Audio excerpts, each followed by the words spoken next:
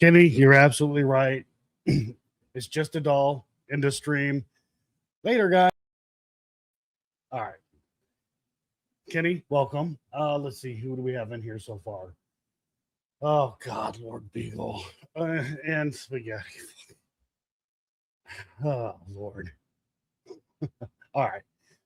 Let's see. We have Wandering Lynchy in the house. Nas is in the house. Let's see. My voice is messed up. I don't know what's going on. Allergies.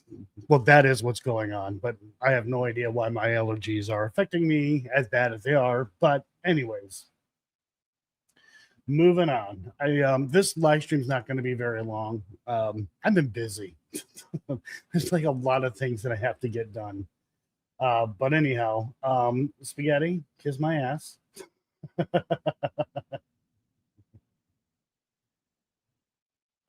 Let's see. Who else we have in here? I want to make sure I don't miss anybody.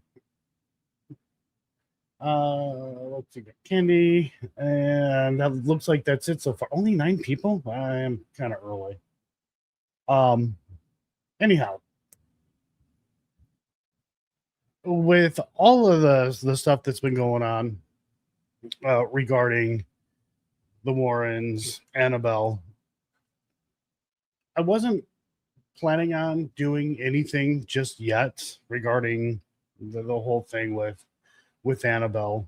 That was a video that I was going to make much later in the year, but I want to go ahead do this live stream. There's issues. Now, first off, I'm going to straight up say, no, I don't believe there's anything to the whole Annabelle doll. If there was anything to the Annabelle doll, I should have been dead twice already. Hey, Purple Roni. Yeah, I don't want you to touch me either, Kenny. So we got common ground there. All right. Anyways, so I do not believe there's anything with the doll.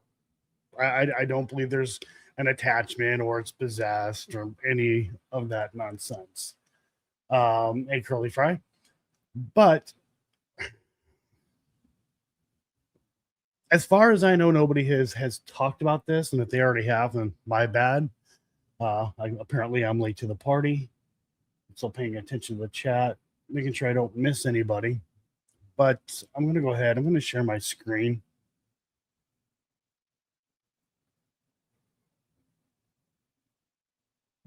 We're going to share this one. All right. Over to the left, that's a picture I took of Annabelle. Over to the right is this picture that has a child with a Raggedy Ann doll. Unfortunately, the resolution is terrible. Now, I got this photo from the whole video package thing that is given to people who go to the house to investigate if they're going to film for content. I had actually no idea that this photo is already out there. It's all over the place. Let me see here. Now, I have seen, is it this one here? Okay, let me go ahead and drag this over here. Now, apparently, this has been going around that photo is a photo of Annabelle with her owner before she was locked inside a glass box in the occult museum. I don't know where that story came from. There's a bit of a problem. So the picture over to the right, that was taken anywhere from the late 1960s to 1970s. The story is that the doll, Annabelle, was given to a nurse. I believe her name is Donna. Let me look at my notes here. Donna was already an adult when she got this doll. It was given to her as a birthday gift. And Donna was already well into her 20s. So we can definitely rule out that this child is not Donna. So then I thought maybe it could be one of the Warrens' grandchildren. I know that they had two, Chris, but the other don't have a name. She like her name's not out there.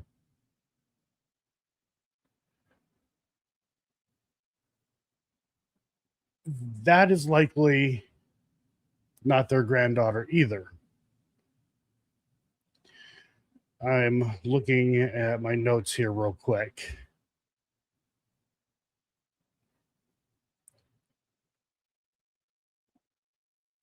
So with my notes here and like doing research and all that other fun stuff, there's no way that it's Donna. Already established that. And extremely unlikely that this is one of the Warrens' grandchildren. So let me go to my timeline. So, according to Google, Judy Warren, she was born in 1946. Judy, at the time this photo was taken, would have been somewhere in her 20s.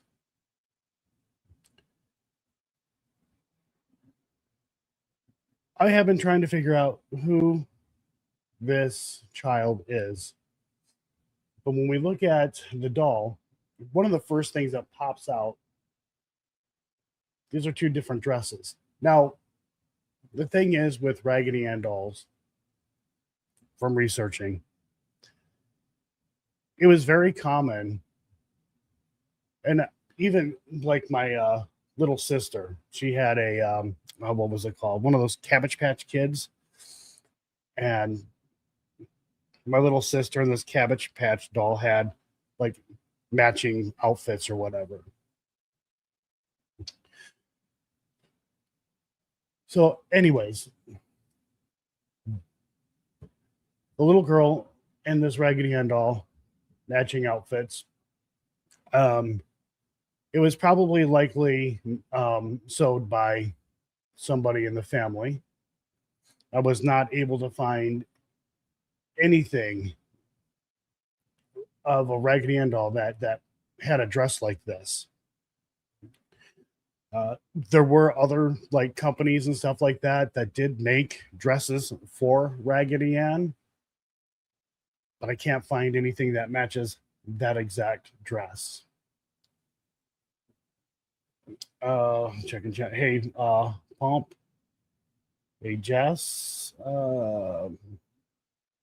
Make sure I don't miss anybody here. Now, if I seem scatterbrained, I'm kind of just watching what I'm saying here.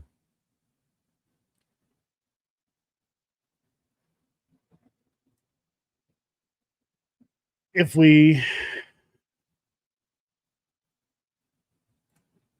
go to their website, NASPER's website, or however it's pronounced, I've always heard it as a NASPER.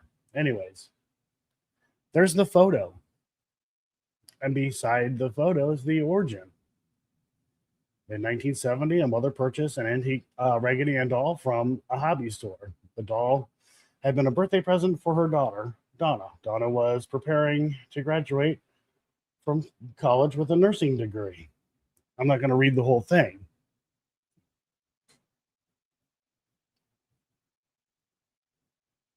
Let me go to my notes. The story of this Annabelle doll pops up in 1970.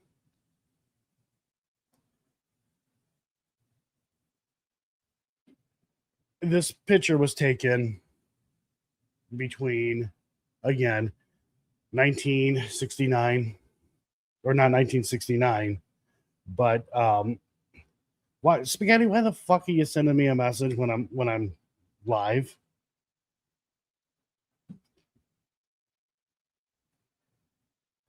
I hate it when people do that.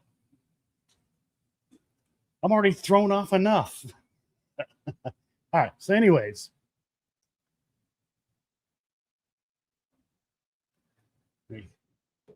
close that out. So again, the whole Annabelle story that first came to light in 1970, from what I was able to find. Donna, the one who received the doll as a gift, was well in her 20s at the time.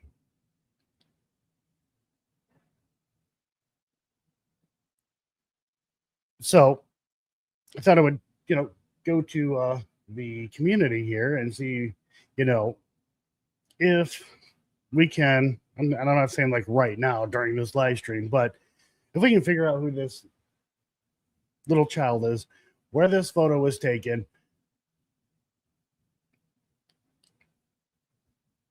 It almost seems like, and I'm not saying this with certainty, but when we were at the Warrens' house,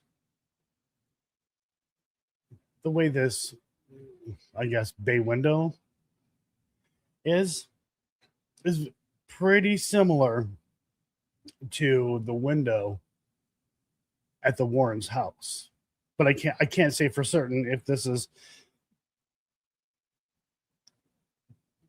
has anything to do with the Warrens' house to begin with. But the problem is timeline. Hey, Pedals. Hey, Sabra. So we have, and I mean, that's been a theme with anything related to the Warrens, is a timeline. In fact, one of the things that I've noticed, not with all locations, certain locations, is that when they talk about their history, math isn't mathing. And that's kind of how I catch a lot of locations. I'll just say misrepresenting history.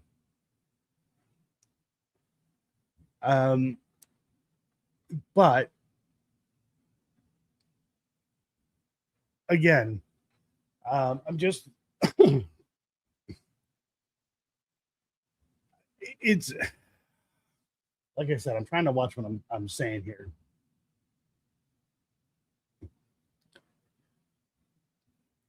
The way that this picture has been presented, especially on the website here, I'll bring that up one more time.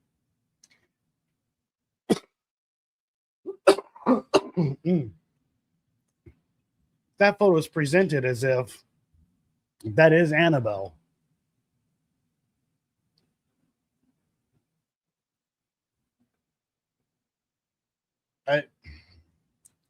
That's just the way it's presented.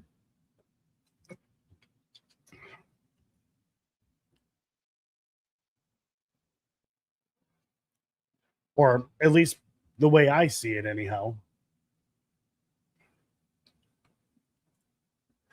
And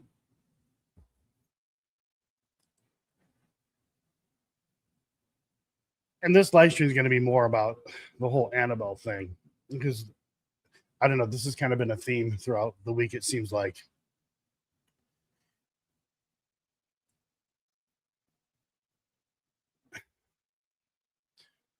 One of the biggest problems that I have, and it's not necessarily with locations, it's these stories. And it almost seems like the past few months, there's almost like this competition of locations or even objects that are allegedly haunted. I watched Beardo's video today uh, with that spooky boo person at the Hinsdale house. And I don't know why it was said, but she said, "Oh, it's more haunted than the Conjuring house." Why would anybody say that? And I know that there are, or at least certain location owners who have said that their location is far more haunted than the Conjuring house or some of these other locations. Also, uh, claiming that they have a doll that's haunted and they would have no problem putting their haunted doll up against Annabelle. Like, is this where we're at? Like, we having a pissing contest over who has the most haunted location or um, the most haunted object, doll, whatever. Hey, reality.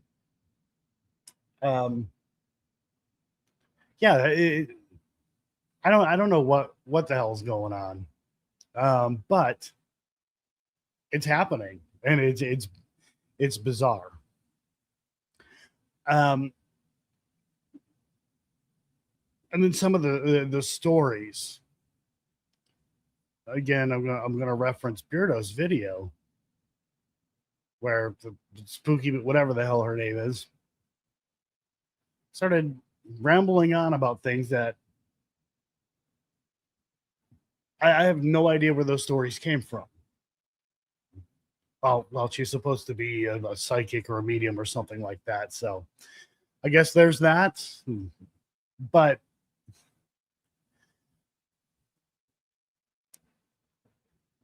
it's just why is this happening?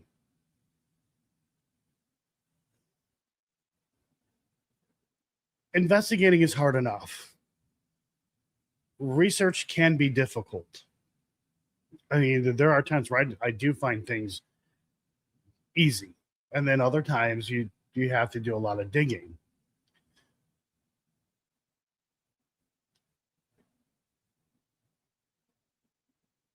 It is important for us to know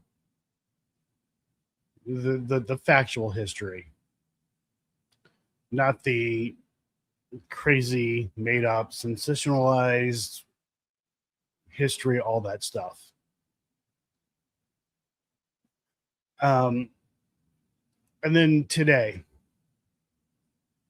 somebody had sent me a message on the Monroe House.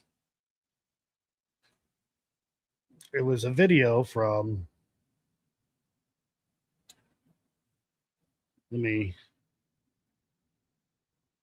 look here.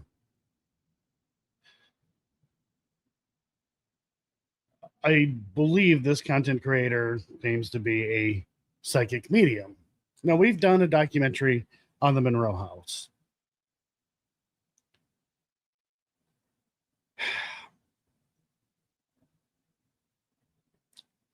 In it says in this video, which I'm not going to play, I'm just going to read it off. It says, sounds like a woman screaming, trying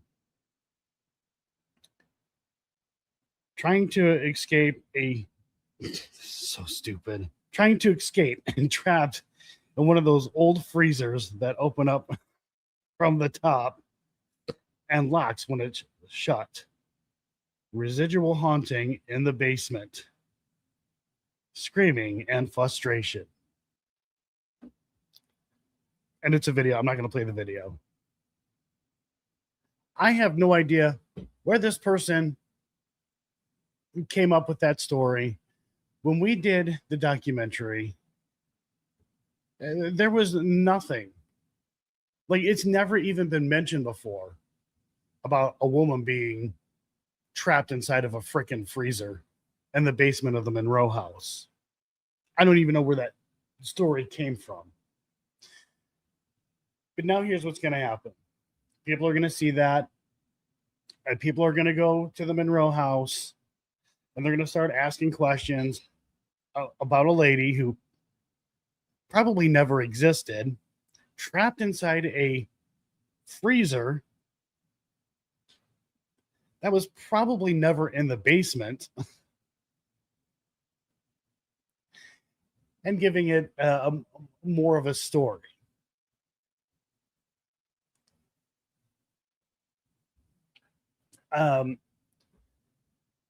When we did the Harrisville haunting, we told the story about Bathsheba Sherman. None of that was true. And even after the documentary, and even to this day, there are certain people who go or have gone to the home, and they're not going there now, who still run with that story.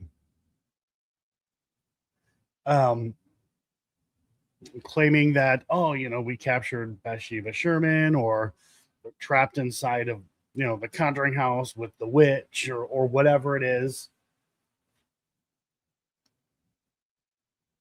Those are bigger channels. They have a much bigger base. They have a much louder voice. That makes things really hard for those of us who are doing the work, putting in the research, trying to get information out there, and it's being drowned out.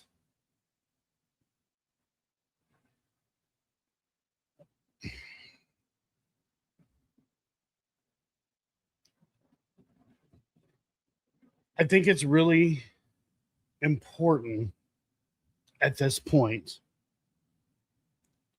not just investigators, but investigators should be debunkers. If you're not, making debunking videos, at the very least, when putting content out there, at least debunk what you're doing, or try to, while you're investigating that location, and then put the information out there. There's a lot of times where I don't do that, because the majority of the stories are personal experiences. So the only thing that I can do is talk to the walls, as some like to call it, roam around, and see if I can experience any of the things that people claim to have experienced. Now, if I'm in a situation at a location where I can actually look into a claim, then I'm going to. But again, some of the biggest issues is always a personal experience. A lot of times it's like, oh, hey, when that happened, were you recording? No, they weren't recording. So anyhow, I would really like to see not just us investigators, but also debunkers really look more into history of these locations, rather than just debunking, a channel, pointing out the fakery or inconsistencies.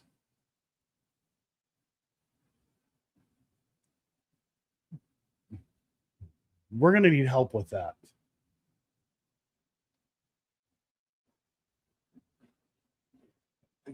certainly does come with the risk. I mean, again, that whole thing, I'm not even going to name the location, but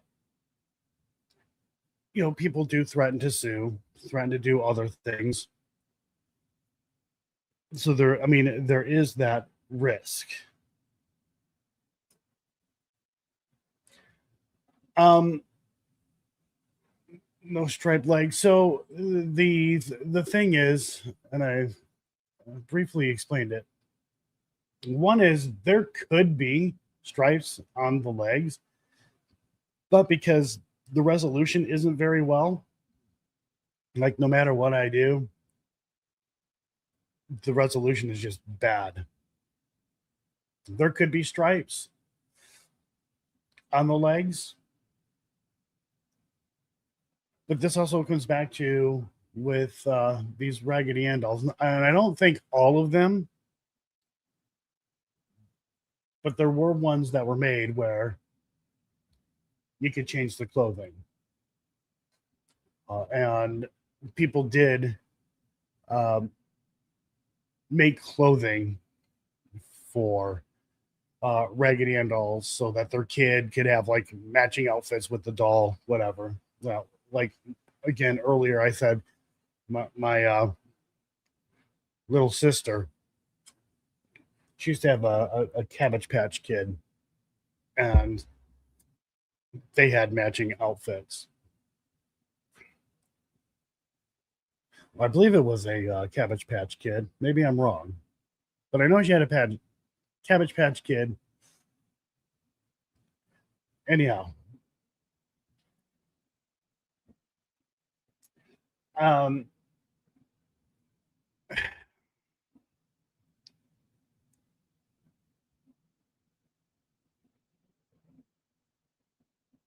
let me go back here, look at my notes. Like I said, this is not going to be a long live stream. I've got a lot going on, and I just wanted to get this out of the way. And it seems like, again, if I'm kind of all over the place, I'm watching, trying to watch what I say here. So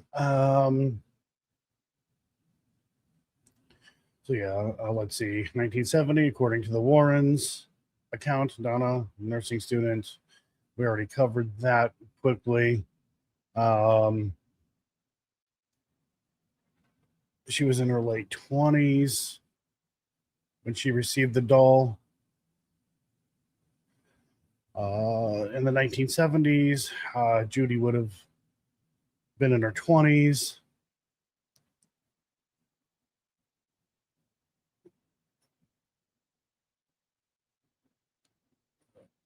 Let me shift through here.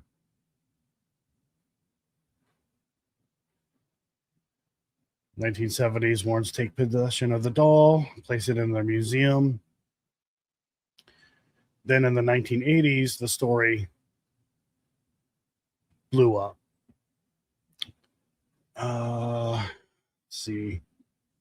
I got so many notes here. I kind of covered most of it.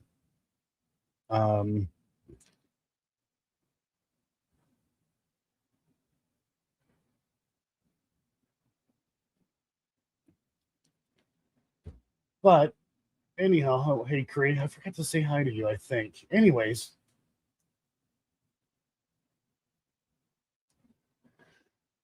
let me throw this up on screen. Well, that's another thing that I was going to bring up. If this is Annabelle and it's so dangerous, then why would a child be sitting next to it? Like, that doesn't make any sense.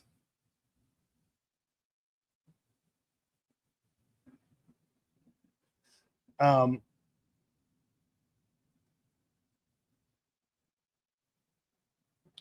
let me see. The hair was changed from brown in the 60s ish to a vibrant red in the mid 70s. Another problem with this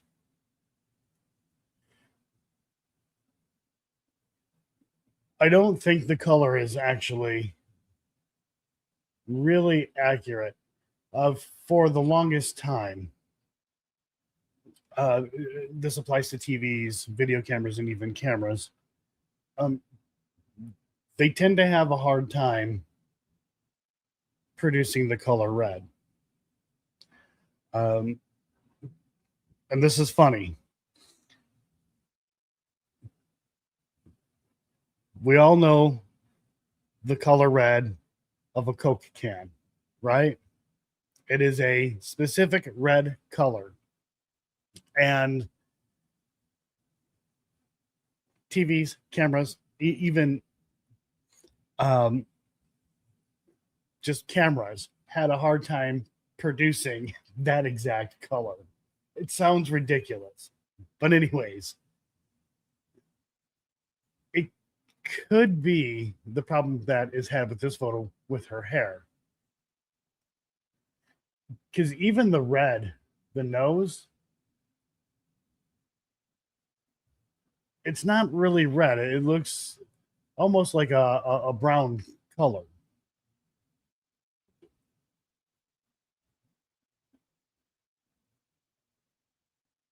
So that might be something that's happening, Beagle.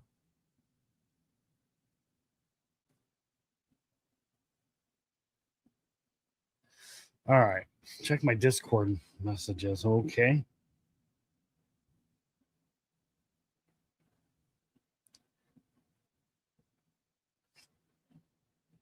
Okay. Commercial production and evolution, 1920s, 1960s. Just yarn hair. From brown to a brighter red.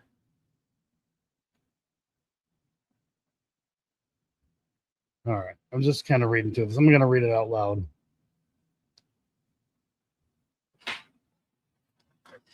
Got to put on my old man glasses.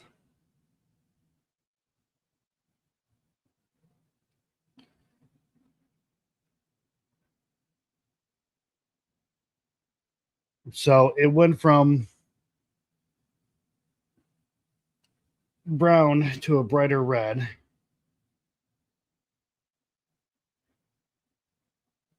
Okay.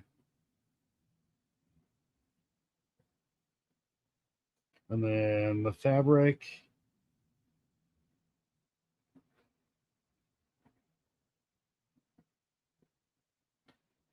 Okay. So let's assume that the hair is actually brown in the photo with the child. These are two different dolls. If that's the case, hey Raw, if that's the case, just assuming that's a completely different doll.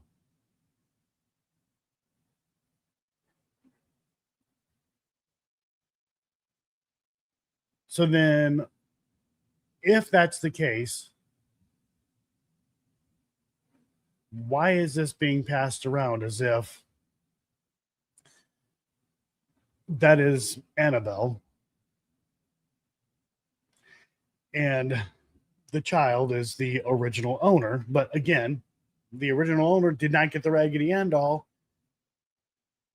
until she was almost 30 years old.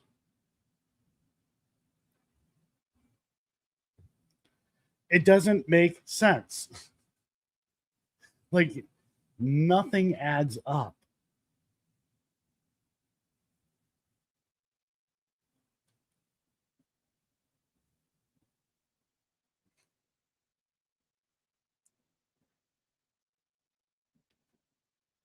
And again, I was gonna just do a video on it. It was gonna be far more in depth. I'm just kind of doing this on the fly.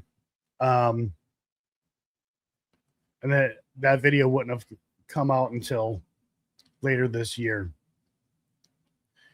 for reasons. Um,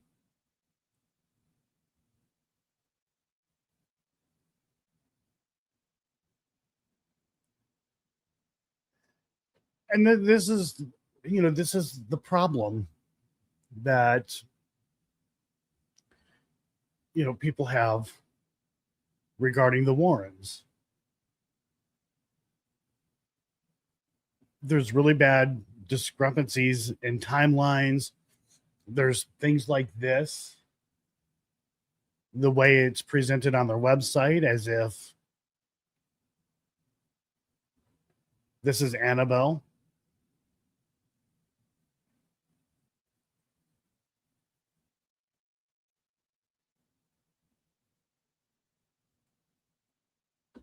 It,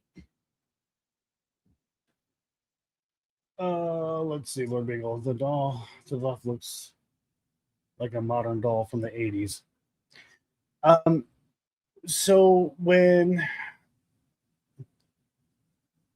I look at, and it very well, I mean, it could very well be from the 80s, but I did put this photo, the one over to the right, into different AI.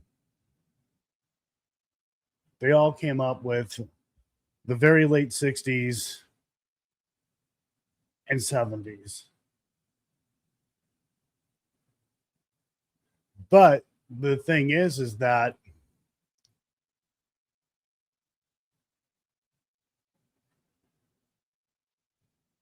this camera could have been bought or made in the late 60s and the 70s.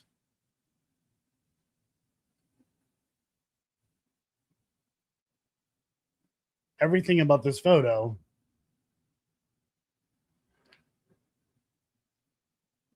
appears to have been taken in the very late 60s or into the 70s. That's the ugly style that was had back in those days, especially with the light fixtures. But that photo could have been taken in the 80s, and there just wasn't any like remodeling updates or anything like that when this photo was taken. Let me see here.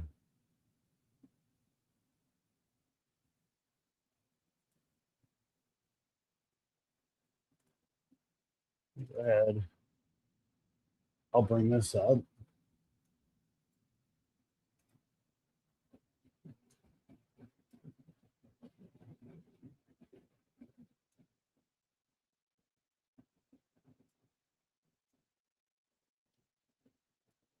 Well, this picture was definitely taken at the Warrens' home, the one I just pulled up.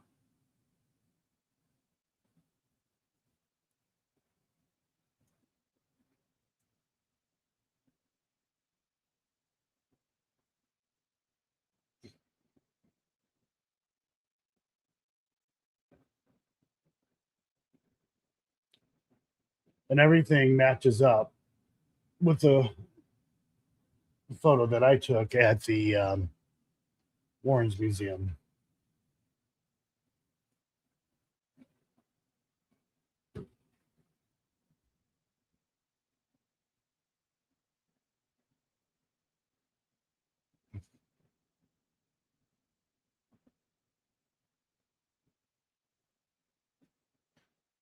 So it was kind of a common thing. I mentioned this earlier, where um, either somebody could have like made the dresses themselves, or was lucky enough to already find dresses that matched. I mean, hell, um, they very well could have found two of the same dresses and bought two, one to fit this doll, the other to fit the child.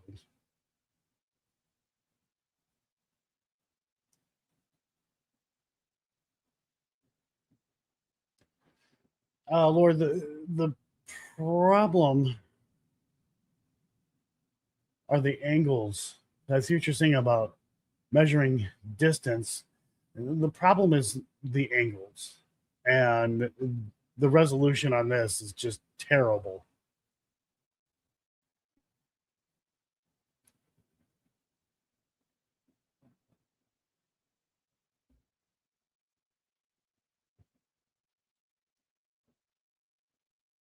As far as I can tell, the doll that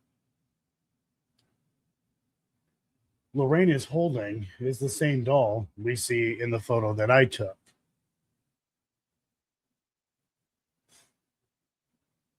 Whereas this other photo with the child, completely different dress.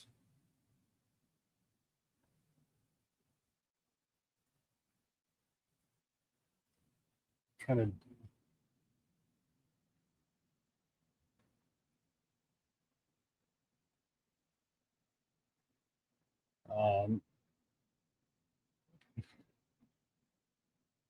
no, Judy would have been in her 20s.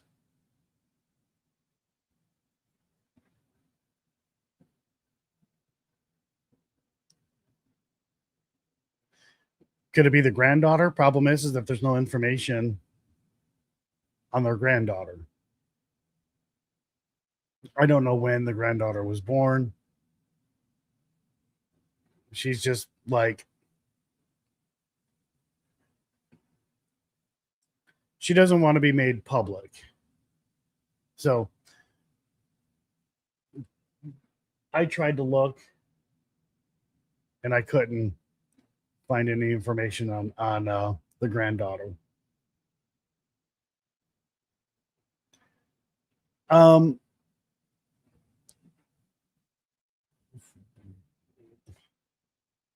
Laura, it's a lot of different factors. And first off, this appears to have been taken, judging by the debris on the ground and what Lorraine's wearing, somewhere late September, maybe early October.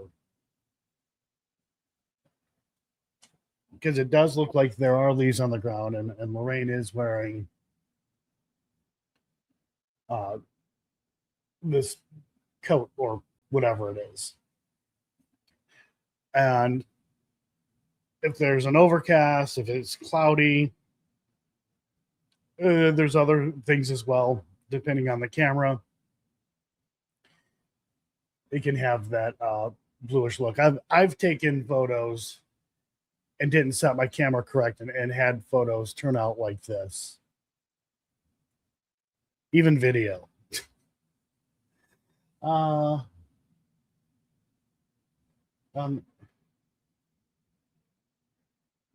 You're welcome.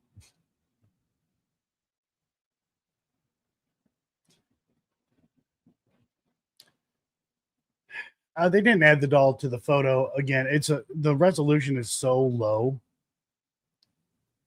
It's pixelated. It's bad. There's like the only way I can get any kind of detail is making the photo much smaller, and nobody can see that. You guys can't see that. But when I do this, it almost looks like we do see the red stripes on her legs.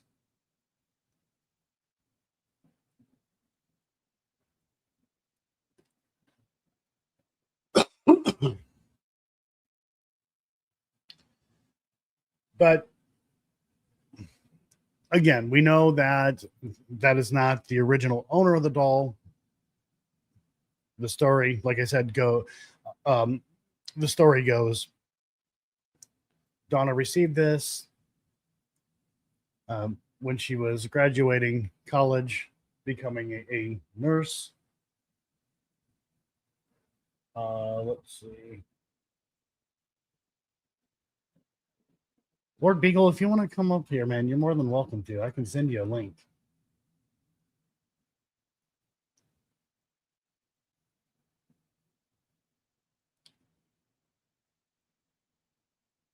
just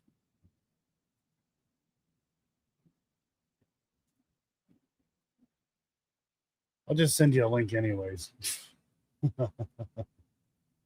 Because you seem to know a little more about this. I am not an expert in dolls.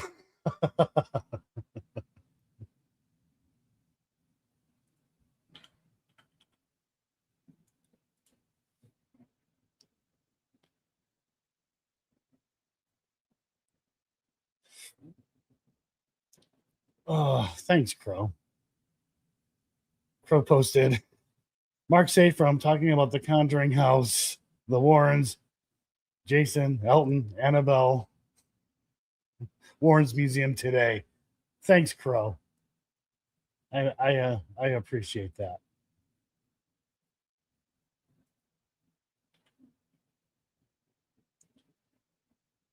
Okay, there you are. I'll send it to you through Facebook because.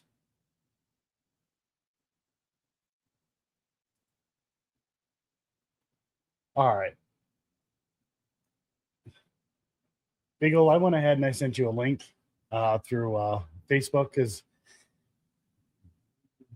getting on Discord on my computer kind of sucks.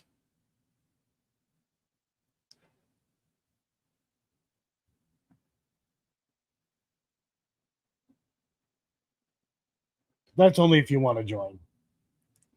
Because like I'm trying to pay attention. Like I'm trying to pay attention to what I'm trying to talk about, trying to watch what I say, and pay attention to chat.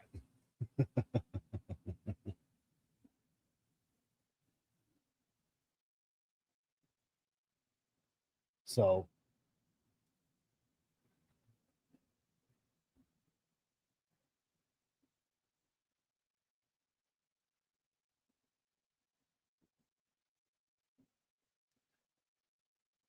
yeah, wait. I mean the problem is that oh there he is. Okay. All right, I can hear you. You're good. Let me mute The this. problem is, Wayne, is the distance, angles. So it may seem like the nose on the doll with the child is smaller, but that may not actually be. It is. I'm going to guarantee you that it is smaller, and this is why I'm going to say that. If you look at the modern doll, the eyes, the black pupils are actually approximately the entire inside of the triangular nose, and that didn't become a thing until going into the mid 70s into early 80s. The one on the with the child, you could not take one of those safety eyes and still have enough space around it.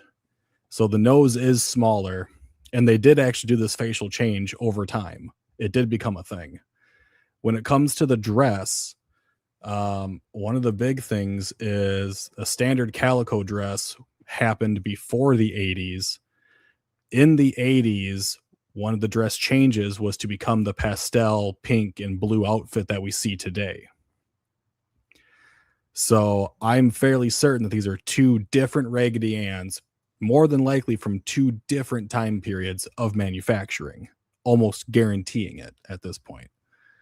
Another thing is, the hair color, more than likely, a lot of people, as I recall from a lot of the photos I've seen, didn't really have a lot of red curtains, but they did have a lot of brown curtains. That curtain in the background with the child matches pretty fucking good the hair on the Raggedy Ann doll, so that'd make it a more brownish tone and color rather than the vibrant reds that we see with the Annabelle that is in the case. The only real definitive 100% way to tell would be the manufacturing tag on Annabelle itself, because it changed manufacturers. Today's manufacturers, I think, since the 90s has been Hasbro, and may have been a little bit before that as well, but they have changed manufacturers over the years. And I know from research, Hasbro also made different clothing. They did, yes. And so did other companies. So one of the facial design features is elongated face, making it longer this way, and a much longer and pointier nose rather than making it wider. They just made it pointier. And the modern Raggedy Anns have a more symmetrical, larger, friendly embroidered facial features and plastic eyes rather than some of the more glass and other things they used back then. And some of them just had actual eye buttons. So there are big things that could tell us the actual age of the doll. In my opinion, being in a home full of fucking dolls, will tell you they are different. They are two completely different dolls. I can't tell you the exact ages, but they are different dolls. Without a shadow of a doubt, they are different dolls. And that is from someone who actually knows the picture on the right with the child. My grandmother still has that exact doll in her fucking closet upstairs in her house. It looks the same way. It's got the tinier eyes. It doesn't have the long elongated eyelashes underneath, and it's got a smaller nose. It is an older doll. So the one they have in the case is a more modern doll. I don't know the exact age of the more modern one, but they are different. Yeah, they went through a plethora of changes over the years. Right. The only way to tell definitively is the tag on Annabelle, and I guarantee you will never get to see that.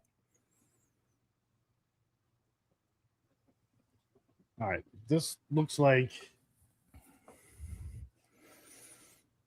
Yep. All right, that's as large as I can pull this up. So let's look at the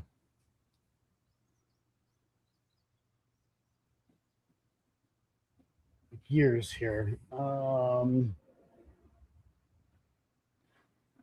So we'd be looking somewhere between the 60s through the right. 80s. I wonder if I can make this screen any bigger so I can fucking see this a little better here. I don't think this is all of them. No. So these are the easy to purchase ones. I think these are the actual quote unquote legit Raggedy Anns. But Raggedy Ann was a character and it was a style. Right. So this would have been the typical Raggedy Ann that a lot of people would have gotten, more so than the big versions. These would have been like the smaller ones that a child could actually hold very simply and walk around with, rather than a great big doll. Right. Like these ones are. Let me search further. Like I looked into the manufacturer. The majority of them in the 70s were made by Knickerbocker Toy Company. Yes. And then they went to Hasbro, but they were produced under something called Aurora World, is what they're done primarily by today's standards. The other thing is the longer torsos and limbs. So they had a longer body as well back in the 60s and 70s. And now it's kind of more standardized. So they wouldn't see as many discrepancies with it. And yeah, there would definitely be a tag on the doll somewhere with the manufacturer. And if we're lucky enough, a copyright date on there of when that model year was produced. Doesn't always happen, but there's always a chance.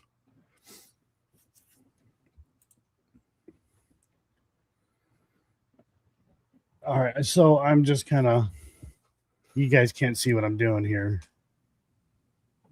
Oh, that's interesting. Kendra, So I would say 70s for older ones, definitely 80s for the new. Mm-hmm. So the best way to tell is if we could ever get a better photo in any way, shape, or form of the one with the child, because those red dots next to the nose on Annabelle, they didn't happen until going into the early 80s. So like 1980, 1981 is when those red dots actually started appearing, and now they use them a lot. If there was ever a chance to get a better photograph, if anyone ever could get a better photograph, and you zoom in on that, and if it doesn't have those red dots, that one on with the child is older than the one in the case, because that is a defining marker that didn't happen in older models. I'm getting this stuff. You guys can look it up on Google too. You guys can search it all up. So I am. So some of those should be from mid 70s, early 80s, probably.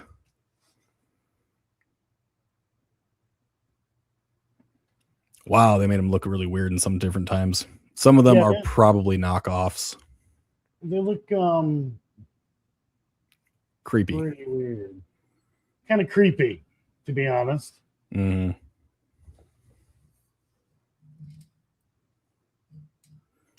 Cal, I think he found the photo online because there's a shit ton of photos on there.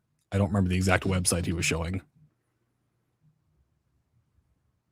Let me see. Now I'm going to spend more time looking at this. Thank you. Yeah, I'm bringing this one back up.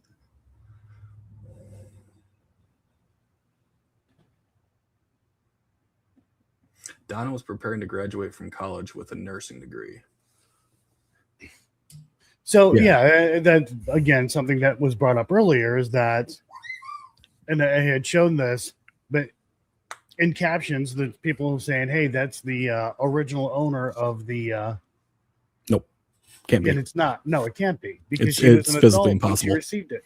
Yeah, she was an adult when, unless she has some kind of growth issue. No. Were there any other kids that would have been around during that time? This is the question. Right. So Judy would have been too old. Mm-hmm. She would have been in her 20s. Grandchildren? That would be the only possible thing, is it could be a grandchild, but I'd bet against it. Exactly. Yeah. I'm gonna bet it's not even the same family. I'm gonna bet it's not the actual Warren family.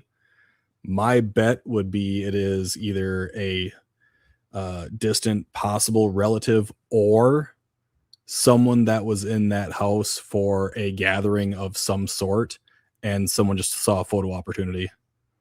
That is what my assumption would be. Right. But I can't say because I've never visited the Warren estate to look around it. That might not even be at the Warren's house in general. We have no fucking idea. So one of the things that would you quit going off? God damn it! Sorry. Is that when we look at the photo? Let me get rid of that. Let me get rid of that. So one of the things that I was looking at was the window. Now let me. Yeah, it's a big bay window.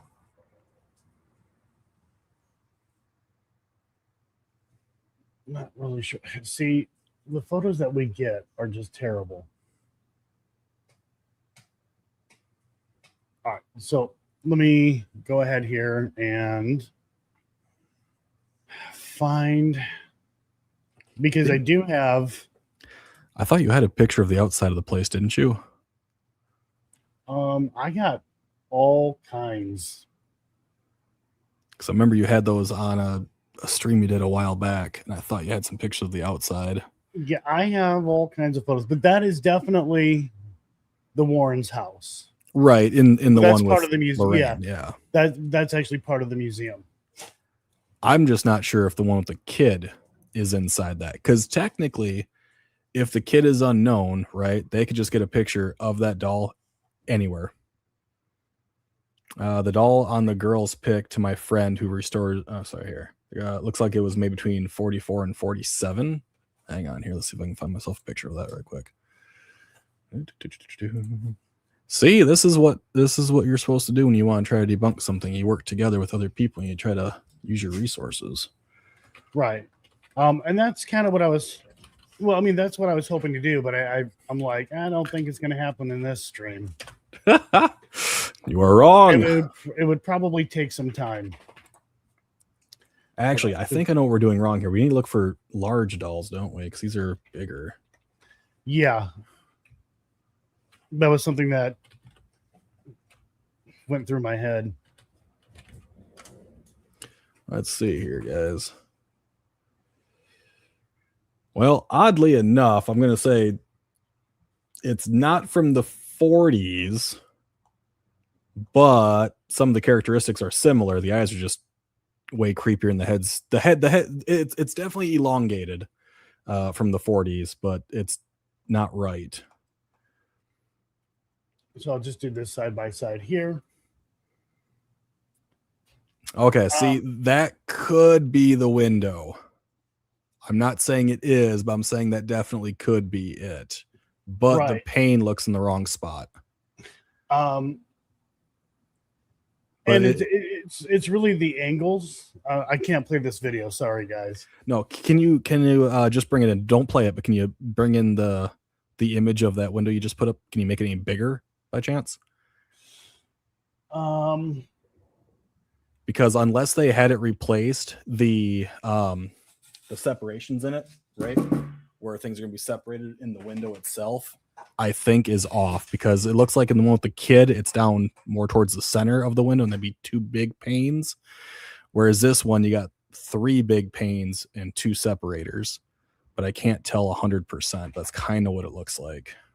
Right. So but I could be wrong.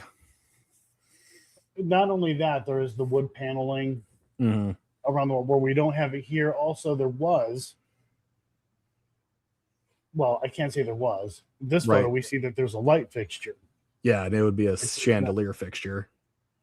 And it's not there. So, I don't like that.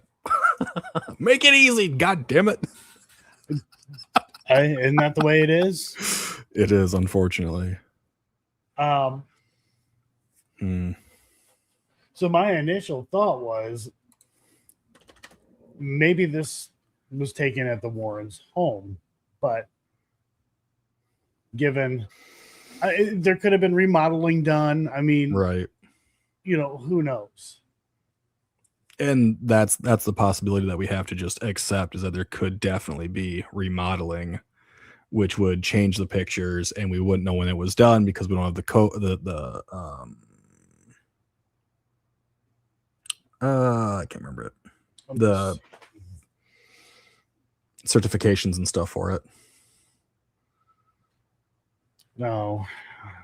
It's bothersome. Let me get the pictures that I took a lot of pictures. A lot of pictures. Have we ever seen a photograph of a "I love you" heart printed on the chest of the Annabelle doll? I have not. Because that was also another big identifier in the 60s and 70s. The large dolls featured an "I love you" heart printed on their right chest area. That was a big defining feature for like the large model doll. And I don't think I've ever seen one that I can recall. So people that are older, please tell me. This photo was taken. Okay, so she would have been closer to that window over there, down by the downspout. Yeah.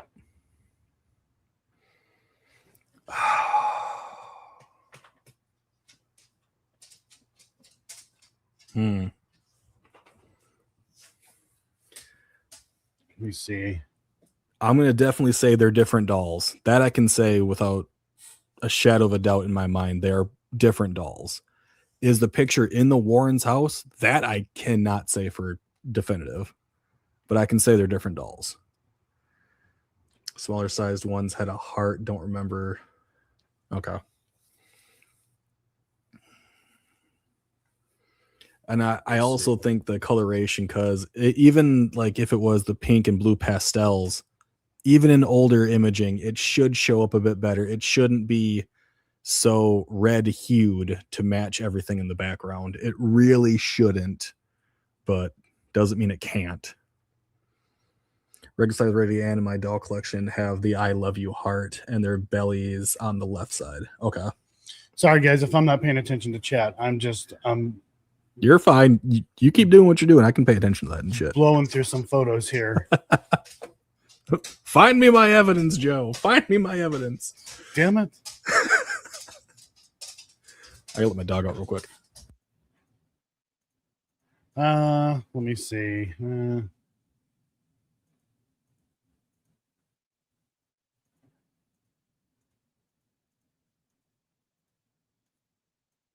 see. Nope. Yeah, I'm just, like I said, guys, sorry, I'm not really paying attention to chat. I am just going through a shit ton of photos that I took. Yeah, Elaine, I definitely think you're right about that. The other thing is that one of them would be more painted on, the other one would be stitched. But again, unless you have the dolls physically in front of you, you can't do it. But I can say they're different dolls. I don't know if they're the same time period, but I can say they're different dolls. That I can say with a fair bit of goddamn certainty. Right. It's so weird though that Nesper of all people would try to play off that image as being, I would assume Donna, because that's where they're referencing it, unless it's supposed to be the original owner of the Raggedy Ann, but they're not the same doll. And they would have images of the doll, I would assume, owned by the original owner, but it's Nesper, so you can't be 100%. All right, so when I did a Google search, I hate that. Why does yours cut off so weird? I have no idea. Old man Joe can't play around with technology that well, I guess. Jeez, oh, I don't know. I have no idea why it does that. But it's annoying as hell. I will say that.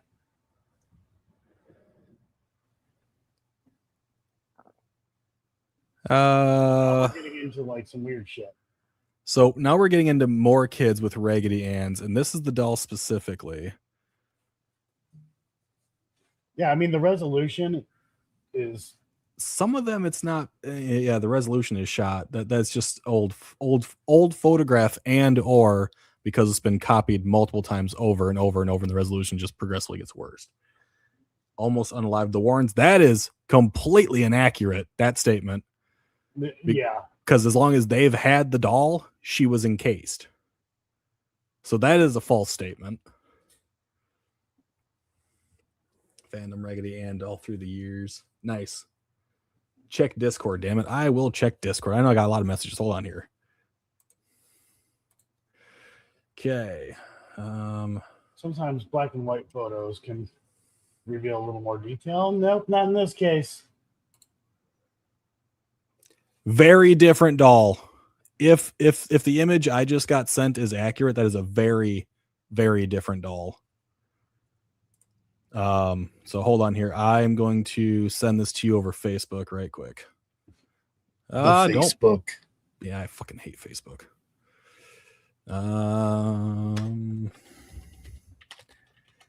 Cal, thank you, the person that did this. I think they brought it up a little bit, coloration and stuff like that. I'm gonna say it's definitely a different doll. Oh, don't find me on Facebook, people. I don't use it. Yeah, don't. Don't use it. Just don't. Okay, where the fuck did I just put this thing? Joe has us all looking up stuff. Well, right. Hey, that's kind of the point, right? This is how we do this. All right. There you go. The eyes are completely 100% different because they go from what looks like a button, kind of like glass, to the plastic. Now, I don't know how accurate it is, but I'm assuming it was just touched up, try to get some better Holy visuals on crap! it. Did somebody put this through AI? I fucking hope not. Because it looks like It kind of does look a little AI-ish, but if they're trying to bring an old resolution forward, it's going to give that weird effect. Unfortunately, with older film, it can happen. And with this thing being more than likely copied probably dozens of times at this point, a lot of the stuff would go down. But even if it were to go through an AI rendering, AI would try to make the Annabelle doll look like the Annabelle doll. That one does not look like the one in the case. So if it is accurate, they are very different. Now, it does allow us to actually see the size of the nose, which is a lot smaller compared to the eyes. It says it is accurate. It is his job to do photos. So it is his job to bring back old photos. Cal, I will trust you on this. I'll trust you. That's not AI. You've been very good about being honor some. It just looks a little weird. Just for a minute because it is showing through my Facebook and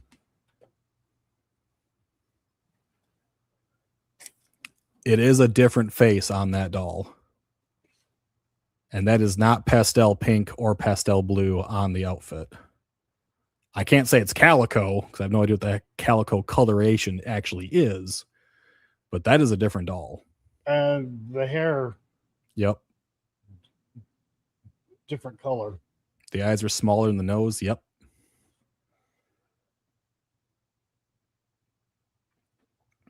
Like I said, I cannot tell you guys if it was taken at the Warren's place. That I can't judge, but I can tell you it's a very different doll. Right. It's still a Raggedy Ann. They may have used that doll at one point in time. I don't know.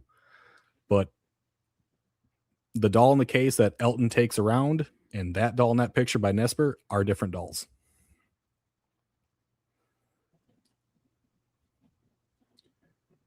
It's just my opinion. Right. And if that's the case, then the question becomes why.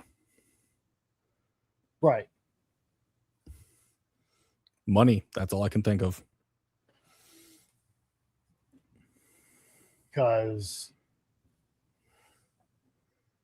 I mean, and there's no other information regarding who this person is. No, I mean, there's just nothing other than an origin story with just a story about a doll that allegedly does stuff.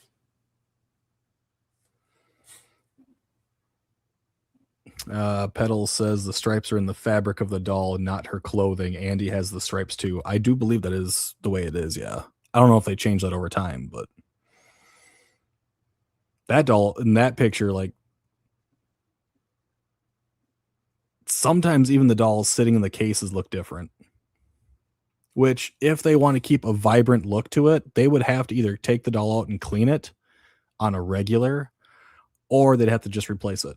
Because over time, those dolls, if they're just sitting around, they will develop dust. They will develop possible creatures inside of them, possible mold if anything got into place. With people going in and out, there's always that chance of contamination that way. Well, not only that, but there can be discoloration too. Especially underneath a light. Right. And that light's beaming down around you or whatever, that's going to discolor stuff. Like if I took my little Raggedy Ann, right, and left this little thing outside in the sun's going to discolor it. Over years, it has become discolored. Like it doesn't have the bright blue like it used to. Right. It happens. So I remember if they want to keep it, they have to change it. Old Nintendo, the original Nintendo and the Super Nintendo, they discolored. Oh, yeah. Real bad. Yes. But it's under a red light, so maybe that won't affect discoloration. I don't know. That'd be something to look into. I am not an expert in that. That's all I'm saying.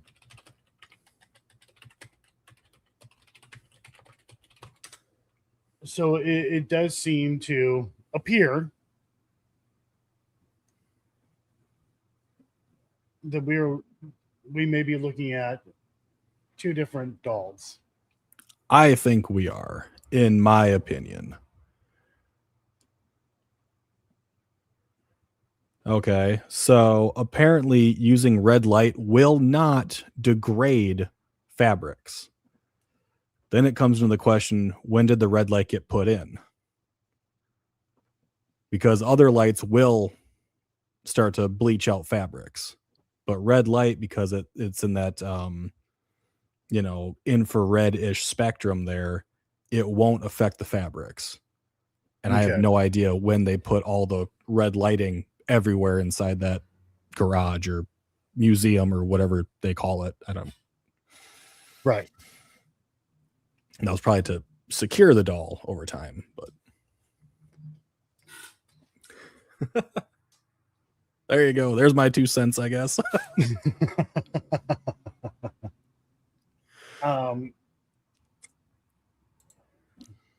But yeah, I mean, if that was the actual doll, and it's supposed to be extremely dangerous to the point to where you have to wear gloves,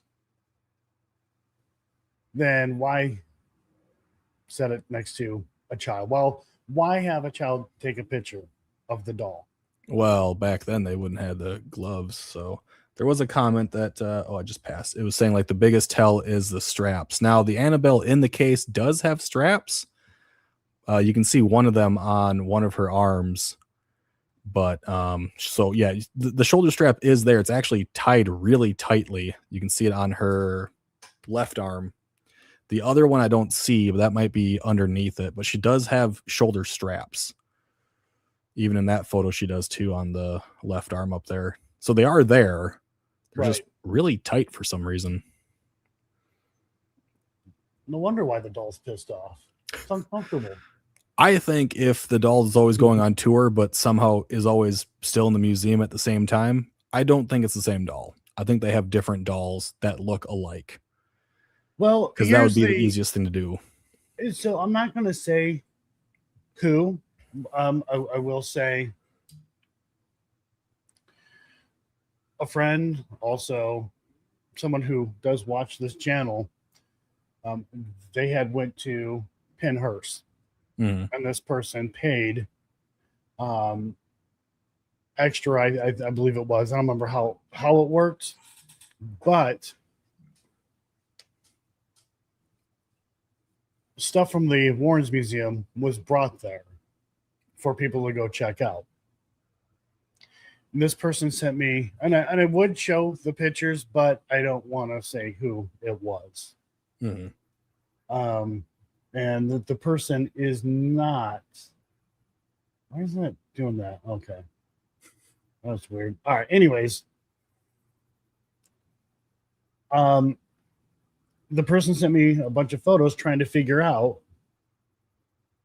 what was what. So when we were at the museum at that time, Eldon had his collection on one part of the wall. And because I am allowed to show photos, I will show those. Let me. Why am I in the wrong spot?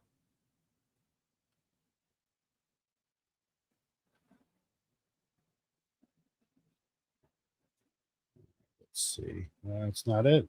All right. I'm going to cruise through these photos here real quick. All right.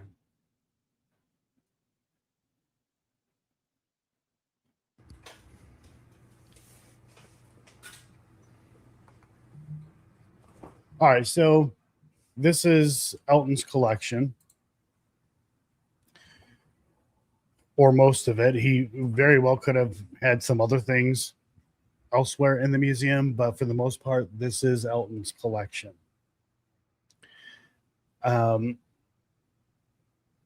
Now, I'm not stating this as a fact, anything like that. This is coming from somebody else, but allegedly, there was no distinction between Elton's collection and what was the Warrens' collection. So she's like, "Hey, was this there at the museum?" I'm like, "No, that's probably from Elton's collection because as he's traveling, he's collecting stuff, and he has some cool shit. I'm not gonna lie. Actually, this Ouija board up here, Mhm. that is actually from Bobby Mackey's. A lot of the wood and stuff like that they got, they went and they turned it into a Ouija board. So I mean, that's pretty cool. I think Very anyways. interesting. Yeah. Excuse me. I'm not sure about having the Necronomicon thing down there from like Evil Dead, but yeah. That's a real skeleton, by the way. Yeah, it looks like one that would have been used in anatomical studies and stuff like that because it's wired. It is from a oh shit, what are they called? I cannot. Not Masonic thing or no. Shit, I can't remember what they're called off the top of my head. I actually investigated a location that was tied to this group. Goodfellows? Yes. Okay. Yes.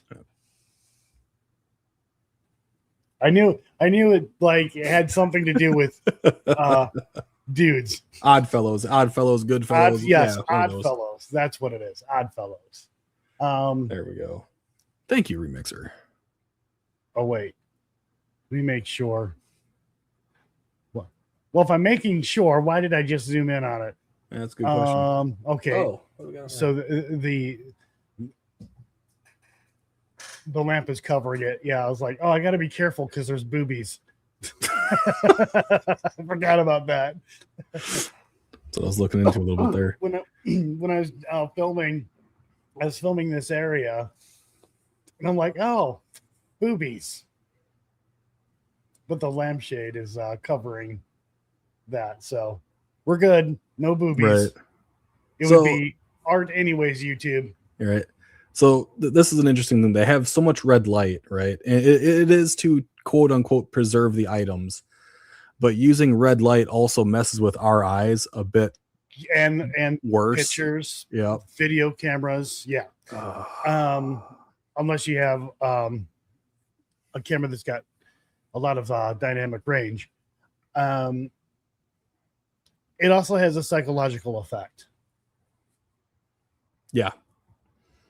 Because it's not for us, and we think red, we think horror, we think of Hitchcock, we think of going back in the days where it's blood, it's aggression, it's bad, it's devilish, stuff. As there's a devil in the center of this photo as a coffee mug staring at you.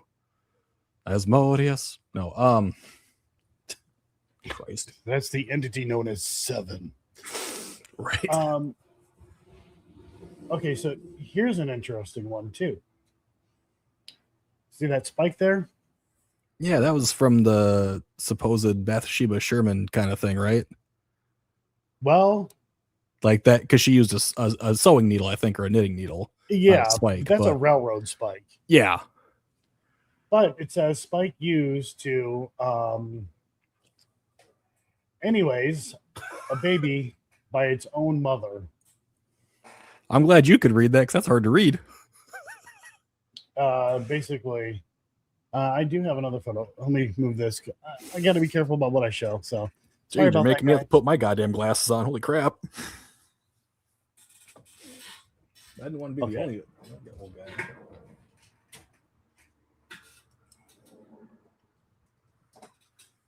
Oh, okay. As a sacrifice to the devil, because that sounds familiar. Yeah, it sounds very reminiscent. Yeah, Remember developing, but apparently it has nothing. It's not tied to the Conjuring. so it's not tied to it, but it has a very similar story to what they had used there for decades. Okay, sure, I guess. Oh man, there's so many things in there. I just want to see if they have price tags on them anywhere.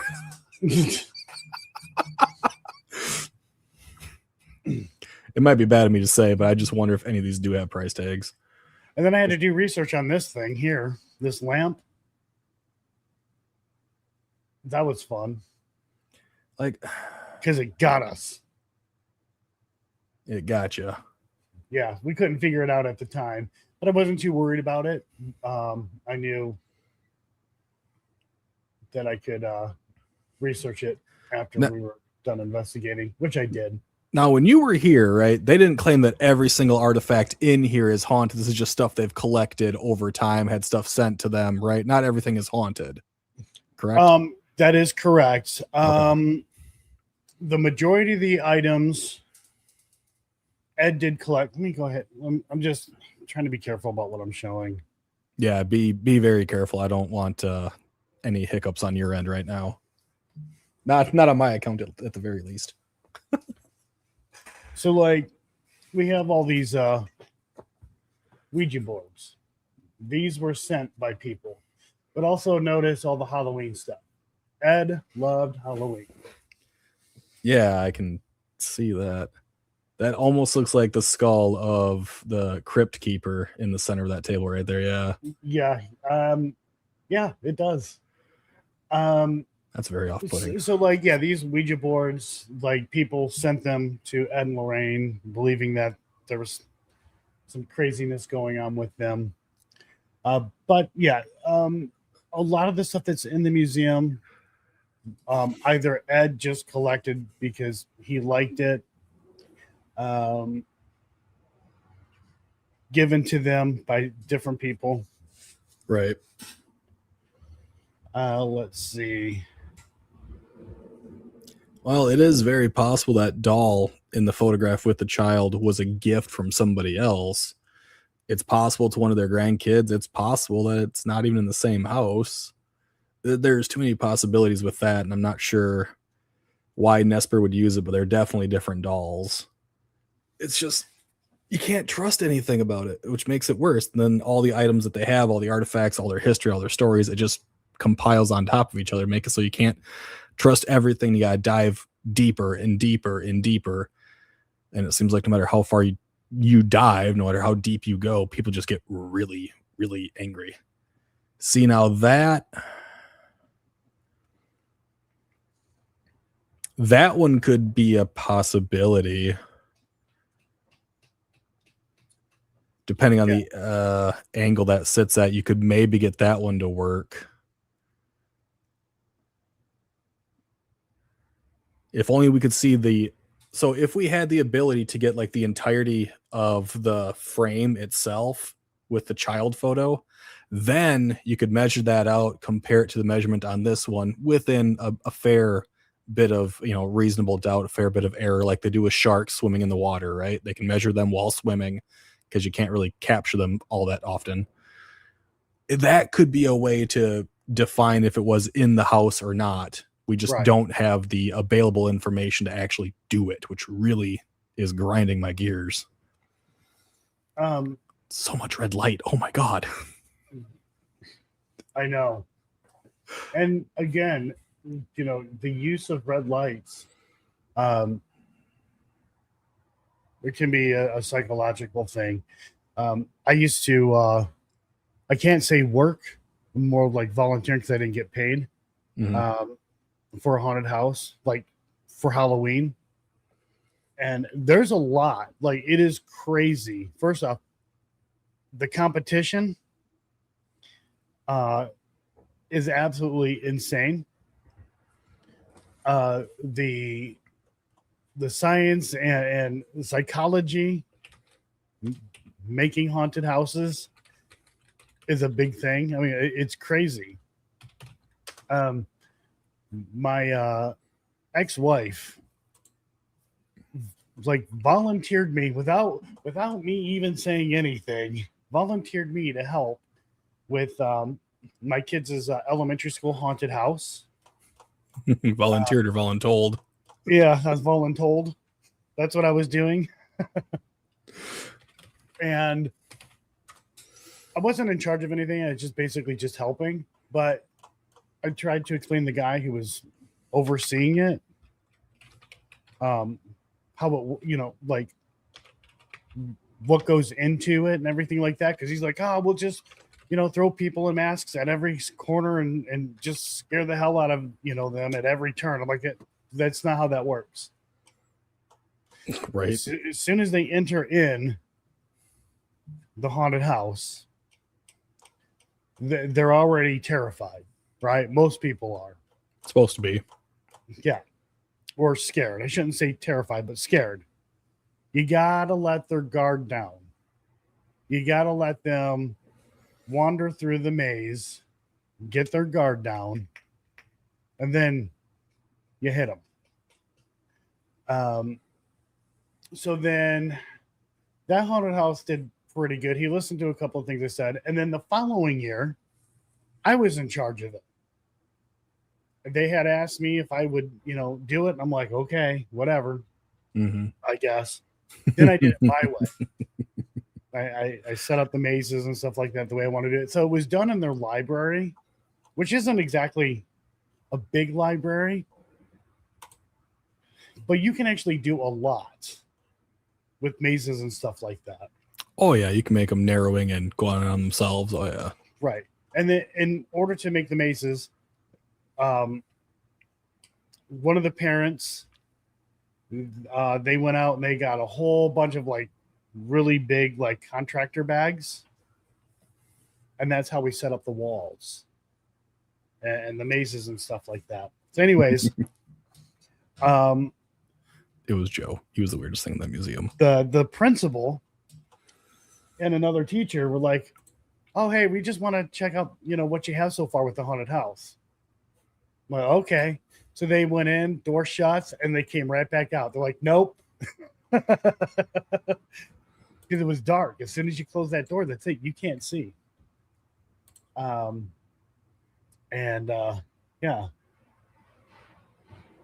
it was. It may have been a little too scary for the kids. It may have been. Maybe just a tad. Maybe just a tad.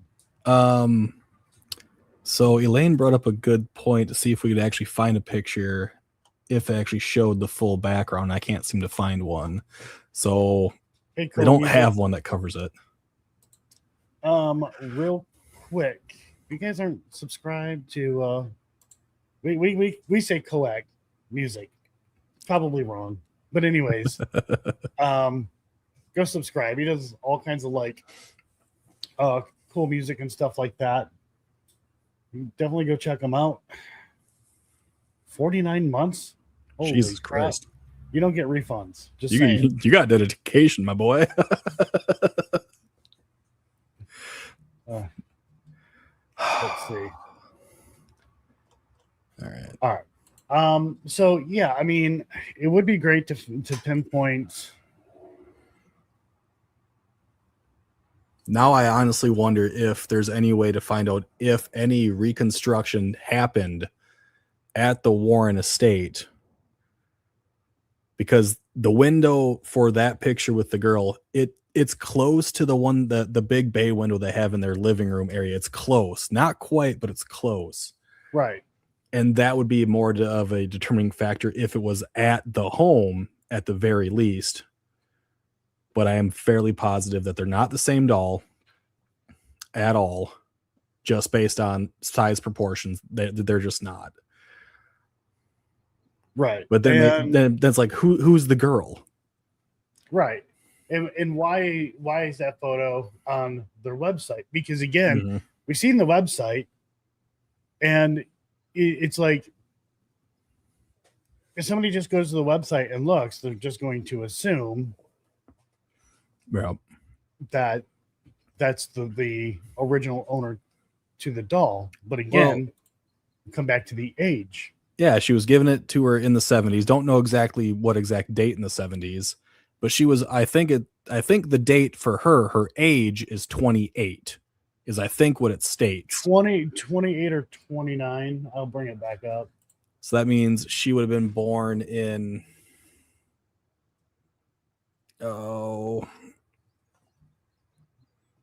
late 50s, depending on when it was, I guess. Because it could be like, it says 1970 on this image, then other ones it says 1970s. So it changes from 70 to 70s. Her birth year, not birth year, her age changes from like 28 to 29. Sometimes it just says 20s, so you don't get an exact age on that either. It's like, So the notes that I have, it says Donna's age in 1970 would have been 28 years old, but again, she could have been 29. mm-hmm. But we do know that she was not a child when she received the doll. Now, when did the Warrens receive the doll? 1970s. So, okay, so they got it in the 70s, just not sure what year, right? I mean, they're saying, was it the same year? I mean, in 1970, a mother purchased the doll. Okay, that's the mother. Sorry. You're right. But 25x in the China. story didn't become popular until 1980. That's when that story blew up. I wonder how long they had the doll prior to the story then.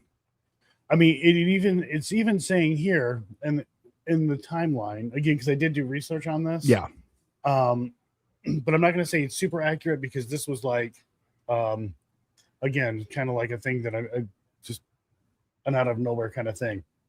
But it's saying in 1970, Donna and her roommates reportedly began noticing unexplained activity involving the doll, including changes in its positions and location throughout the apartment. Well, this is not an apartment. No, that's a home. Unless they were living in a super high-end apartment, no. And she's definitely not 28. Let's see. Then, again, in 1970, a medium allegedly identifies the entity of a spirit of a 7-year-old girl named Annabelle Higgins. And allegedly, that is supposed to be Annabelle Higgins.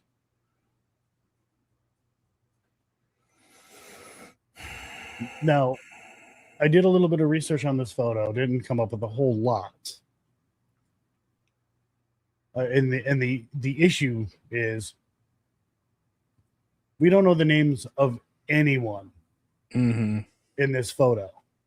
So trying to do research on who these people are, especially the little one here, that borderline's impossible. Field upon the apartment complex now stands. All right. So here's some things from my point of view. Yeah. Number one, where was the apartment? If Donna would ever tell you general idea, you can actually go back to see when it was Fields, right? Then you go for, was there ever any historical record of an Annabelle Higgins in that area via, number one, death records, because it says that her lifeless body was found, which means there would have been a recording of it. Okay. Third, but nobody's been able to find. Yep. Because the address of the apartment was never given, I would assume. So it happened. So the apartment is Hartford, Connecticut. Okay, that's great. That really pinpointed things. The specific apartment address not publicly disclosed. Apartment building name not publicly identified. Okay. Basically, they just said they described it as a small apartment shared by 2 nursing students in Hartford. Okay. So later articles sometimes invent details such as specific street, neighborhood, or building, but those claims are not supported by the original case narrative and should be treated cautiously. Pants button. So let me go back to the timeline. So Ed and Lorraine, well, mostly Ed, he didn't agree with the psychic. Not shocking. He allegedly believed the doll was of a demonic nature, or should say something attached to it was of a demonic nature. And it says 1970, the Warrens take possession of the doll and place it in their museum. And then again, then in 1980, the story was widely popularized through the book, The Demonologist. Mm-hmm.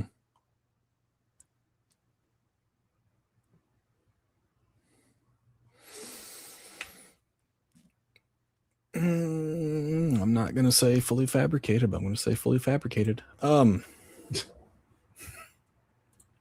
My personal opinion, it's not Joe's opinion. This is mine. This is my opinion, not anybody else's. So when you're going back and looking into things, and I did this a lot, especially as a real estate agent, you can go back and you can find when the original place was developed, right? Yeah, you got to pay for it a little bit. Sometimes you got to jump through a few hoops, but you can find a lot of information. Yeah, but the problem is that there's no address, there's no name, there's nothing. That is the problem. But in Hartford, Connecticut hasn't been all fields and stuff since the 1880s. It's been built up for a long time. So that apartment, when they were in the 70s, number one, they probably wouldn't have a goddamn photo of a supposed 7-year-old child that would have had to have died in the 1880s before that place started getting extremely developed. I'll even be fair. I'll say the 1920s, right? They might have had a photograph. Is it of that child? No. I will put my entire life savings down. It's not of that child. It couldn't physically be, because that would mean there is a historical paper trail to find the kid. And since no one has been able to find the kid in decades, the kid does not exist. Right. And hey, maybe there was a child named, there might have been Annabelle, someone named that, yes, but it doesn't mean attached to this alleged story. They didn't die on the field where this apartment complex was built, I'm pretty sure. And maybe it's just, I'm just spitting shit here. Maybe that's why Ed did not supposedly agree with the psychic. That's very possible. Because there is no trail. There's no trail. So instead of it being a child, it's now a demon. Yep. It's got to be a demon. And that may very well be the case. And this is something that I've again, it's not every location that I've been to, but doing research with history and stuff like that on a location, there's a lot of dead ends. With not all, again, with certain locations, a lot of dead ends. And it's like, if there's a lot of dead ends here, how did you get, all this information? Because it's pretty detailed, this information, even though it all leads to a dead end. It all came from somewhere, and the origin is Ed, Lorraine, and the psychic mediums that were involved. That is where the origin happens. If there was an Annabelle Higgins, right, and if they have this information on her that she was 7 years old, that she was abandoned, and they have this detailed story of her, there would be a paper trail somewhere. I've done extensive research right now into the art center that you and I will be at in October, and I have had to go through death records to find people that did die on the property when everything tells me no one did. And then some of those death records you have to double check because it says they died there, but turns out they died in the hospital a few blocks away. So it becomes this big ordeal where you have to keep diving. Right. And this story, as long as I've known about it, and as long as everyone else has been looking into it, it goes no place.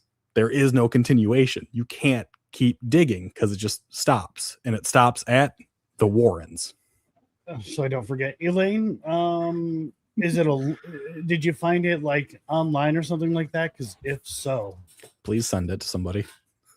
yeah, please send it. That would be wonderful. Hi, Heart, by the way. Hello, Heart. Let's see. I'm actually gonna. Oh, by the way, Crow says he's sorry. Oh, I was teasing Crow. The timing was convenient. Yeah, he says he's sorry. He says I sent Joe the same message saying that it was nothing towards him. I didn't even know he was going live. No, I was teasing about Crow. Elaine says the arms are slightly shorter on the older one too. Yeah, definitely different.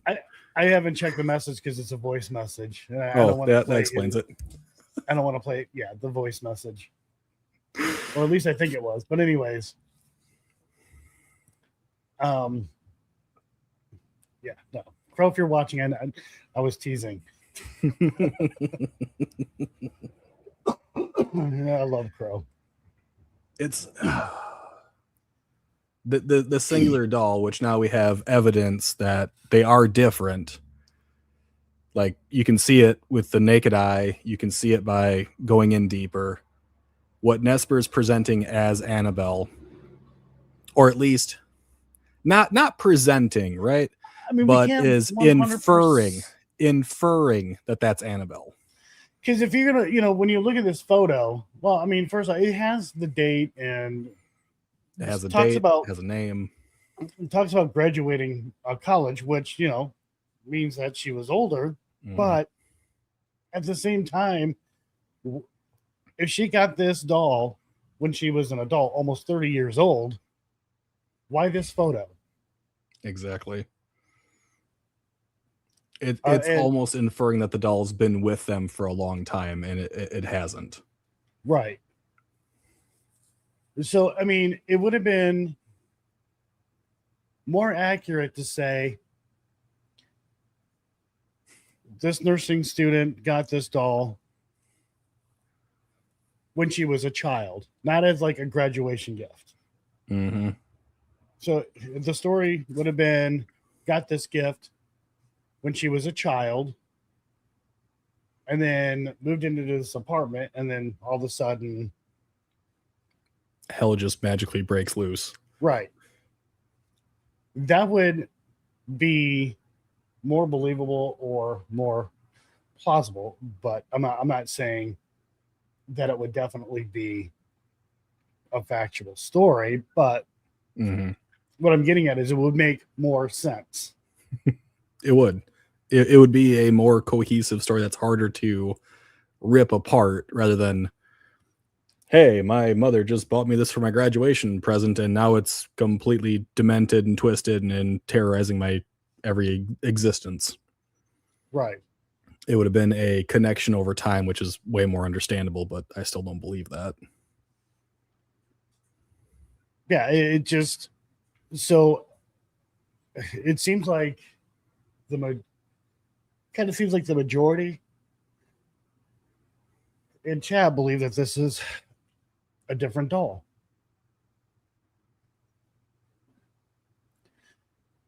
But Elaine, you don't have to thank me. But if you found that photo online, you can put the link in chat, and I'll bring it up.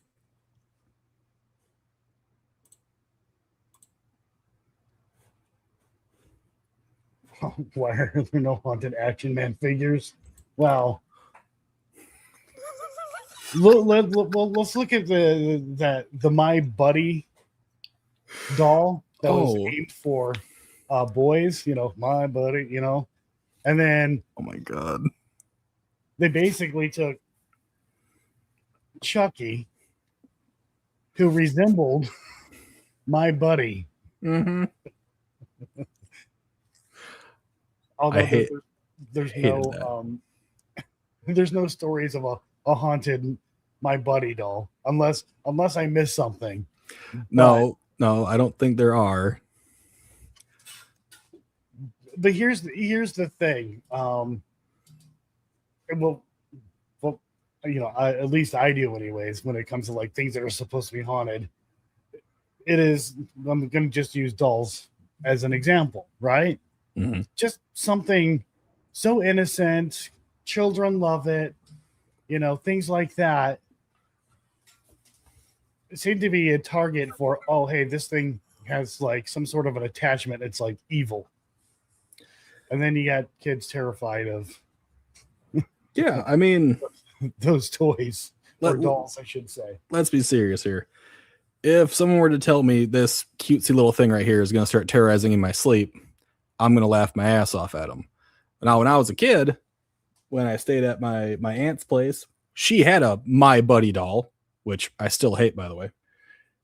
And she would take that and she would purposely take it and put it in different parts of the house when we were outside playing, we were sleeping, to give the illusion that it's alive and that's watching us. Like Elf on the Shelf. Exactly.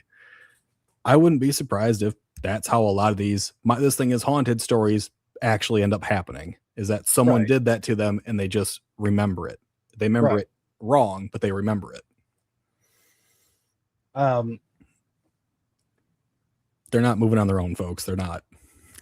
Yeah, I am just like, when I see people doing the whole Elf on the Shelf thing, I'm thinking to myself, that's probably terrifying to some children. That this toy,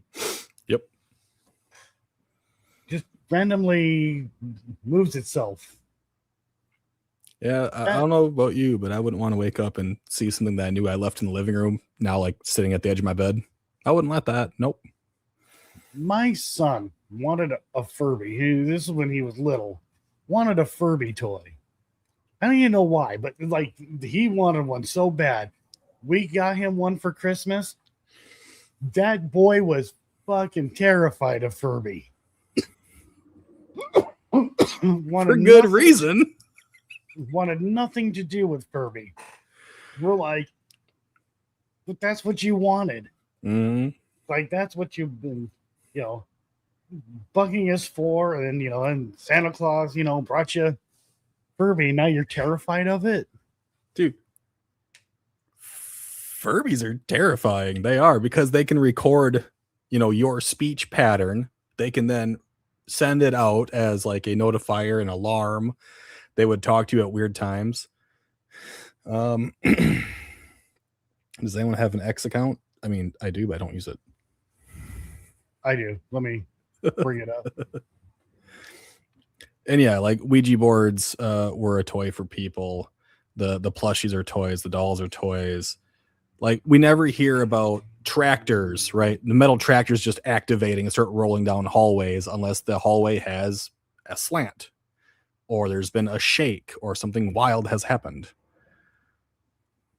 Well, I might as well just blow it up. I was trying to compare. That up. And this one. I'll just shrink it down. Right. You son of a bitch. Damn. No, they ain't got no batteries. Duh. Yeah, they ain't got no batteries. They don't run. That looks awful. Try that again. Let's try this again. How did you make it smaller? I look. I'm a grower, not a shower. No.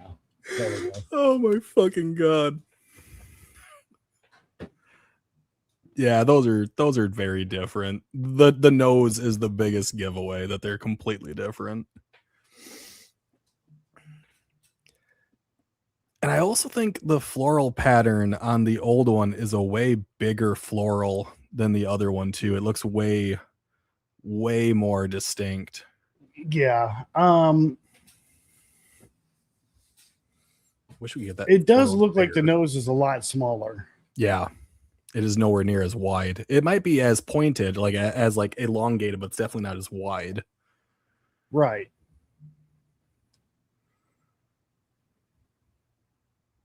Ryan Buell did a walk around the Warrens' home before it was changed.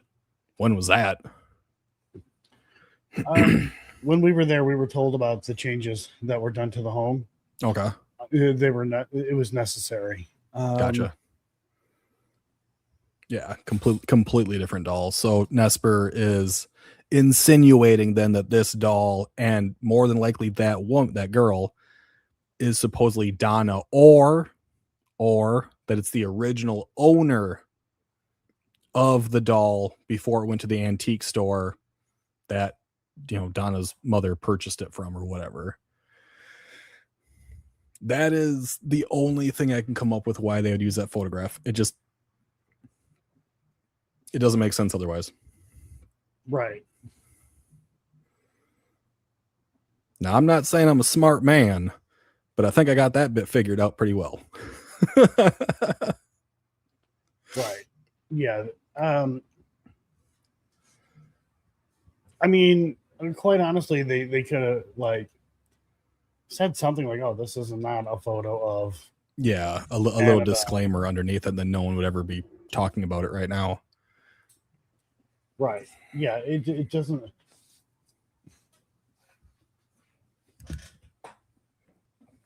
Yeah, I do believe that is a different doll. Mm-hmm. Yeah, Hart. That's what I've been saying, is that the Raggedy Ann in that photograph is different. I think it is older.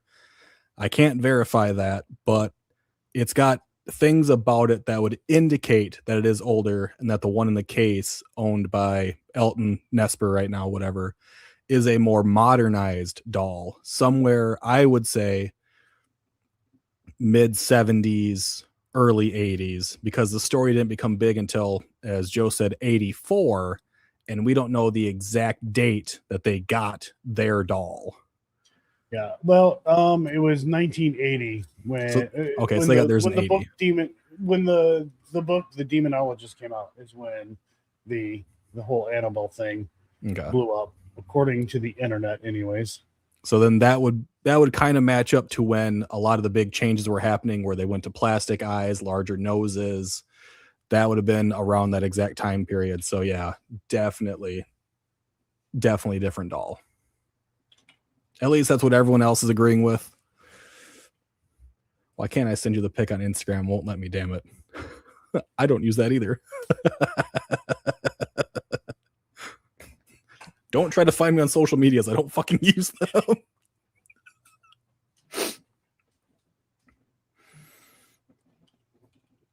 Well, it's funny because I didn't go looking for you on Facebook. I know. You just popped up. I'm like, oh, hey.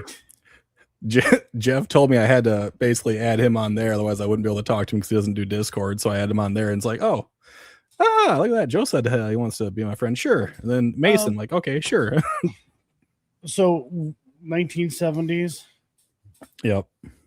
It was around 1970s, somewhere in there, and then into the 80s when they started making these big changes to the Raggedy Anns.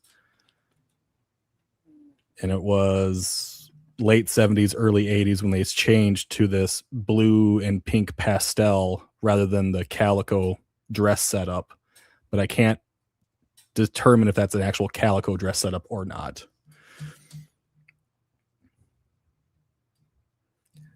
I am no way in shape a doll aficionado. I want to put that out there. I just do research very quickly. All right. So let me see here. I did bring up. Gonna go 73 just because. Sounds fair enough. The biggest thing would be if we ever saw the tag on the one in the glass, because that would give a very easy timestamp. So this one is a 1970s. Again, doesn't state when. This was still done by Knickenbocker. Yeah, the stripe is definitely part of the apparel. It is not an add-on. So it is a 70s-ish, but you just don't know late 70s or not. But I think they started changing in the mid 70s over. Although the hands look really different. Like the one on this in the case just seems bigger, but it could just be because it's zoomed in a little bit more. Yeah. That's also rather odd. It has the same strap setup. It's not the thick strap as in the old photograph. It's the thin, like twisted one around the shoulders.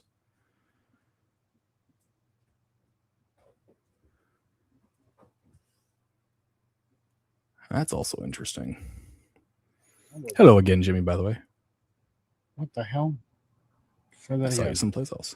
Oh, there we go. Yeah, the straps on that one do seem higher and they do seem a lot thicker. Yeah, those are thicker straps. Right. These ones look way thinner. But if we do look, wait a minute. Yep. See that one even looks really thin. Yeah. That strap there actually looks thick. See, I think what's happening here is the straps are twisted. Yep. So it looks like they're thinner than what they actually are. That's what I'm going to assume. That's what I'm going to go with logic with. Because if we look at this other one here, where my pointer is, you can see part of the strap. You can see how thick that strap is. Yep, up towards the top. Yeah. I wonder if the dolls are actually the same size. I'm thinking they're the one in the new image that he just brought up on his browser is a smaller doll. I went searching for the larger doll, but it does look like a smaller doll. But because that's the same a Nerf gun sitting next to it. I mean, so it could be produced in the same time period in the same general style, but there are going to be small dolls and big dolls, which could be why some of that stuff is really hard and off-putting as well.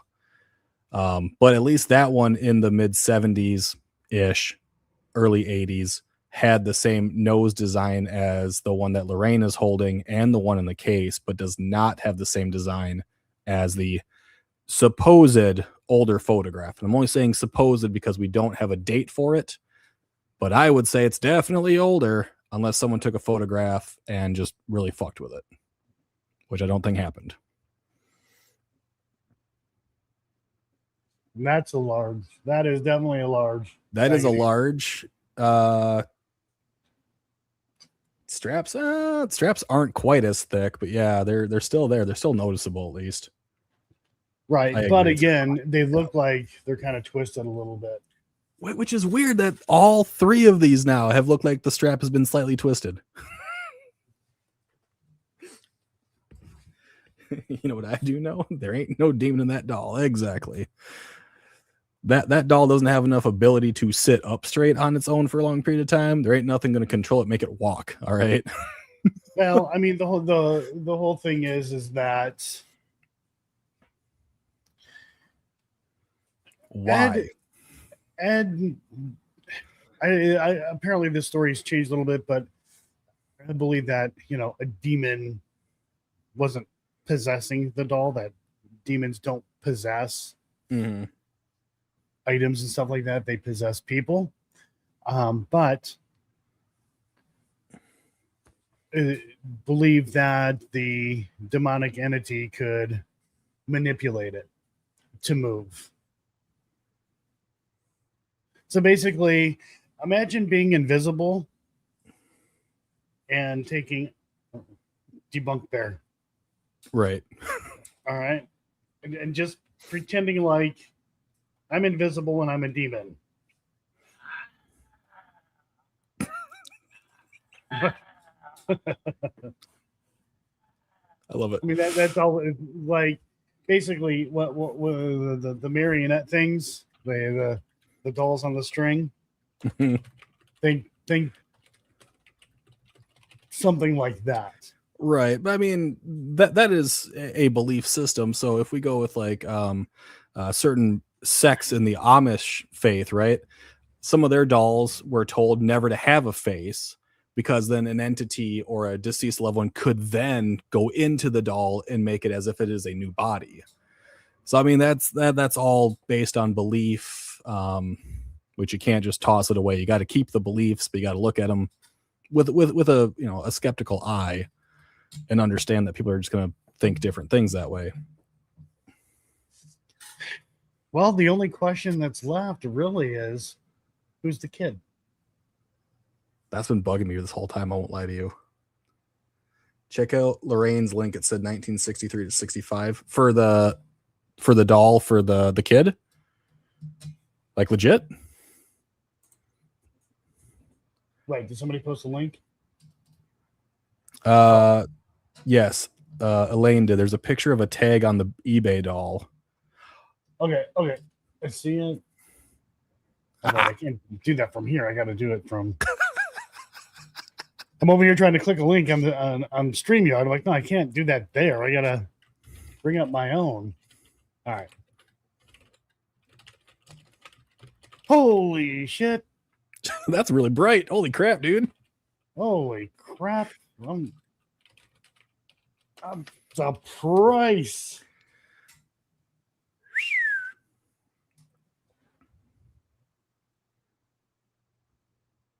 What's the age it says on this one here?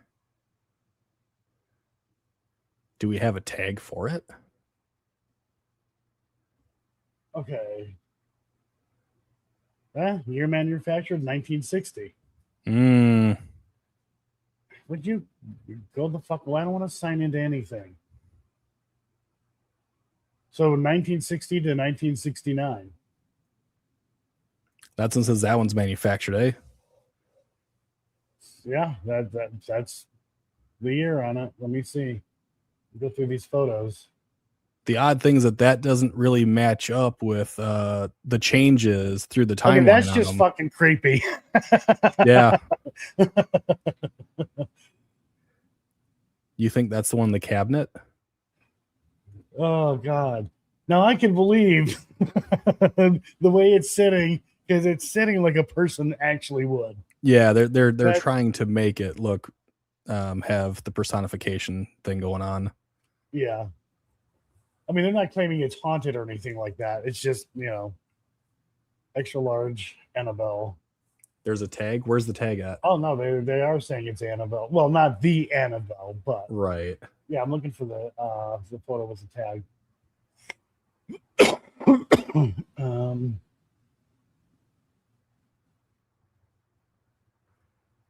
There it is. There's that tag. There's more. Okay, here. so that has the I love you on it. That didn't the I love you heart. Wait, where's the I love you heart at though? That was made in Taiwan.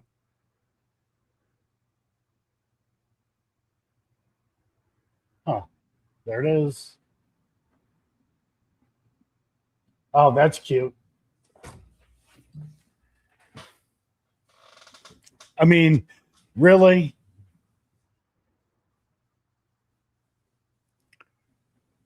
Are you fucking shitting me, man?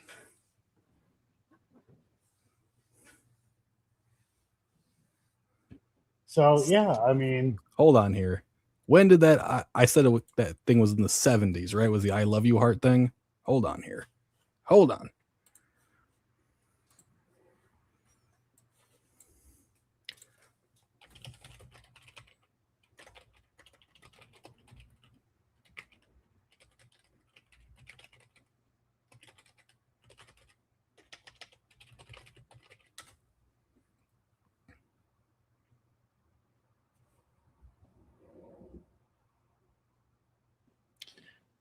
Well, thank you very much for the gifted membership. Absolutely do appreciate that.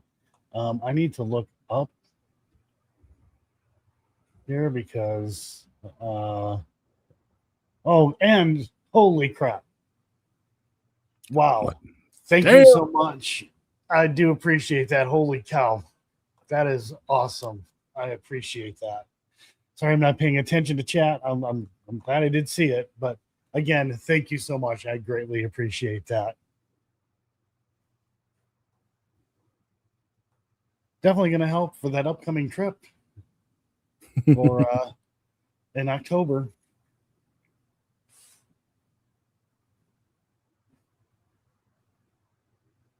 So that says it started in 1919. All right, so who wants to buy an Annabelle doll? We'll make a case for it, and we'll claim it's got a demonic attachment. I mean, you might be able to make your money back on it, at least that way. Might be able to make more than that. Let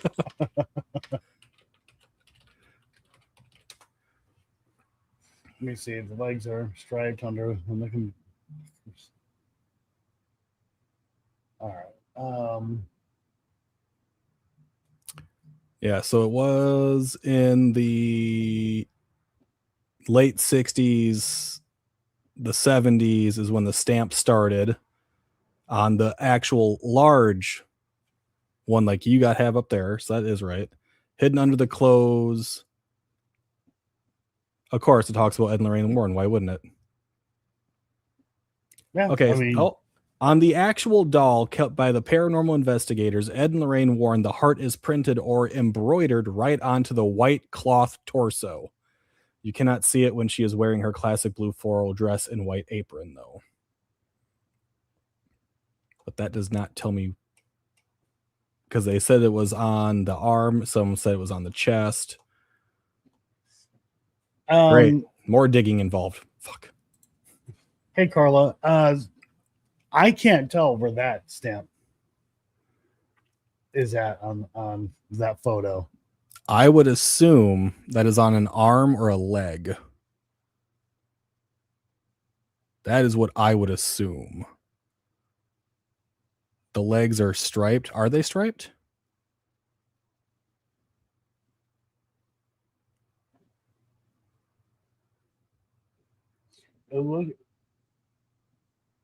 It appears. Oh yeah, they're stripes. Yeah, okay, you can see them just barely underneath that fabric. Yeah. I don't know.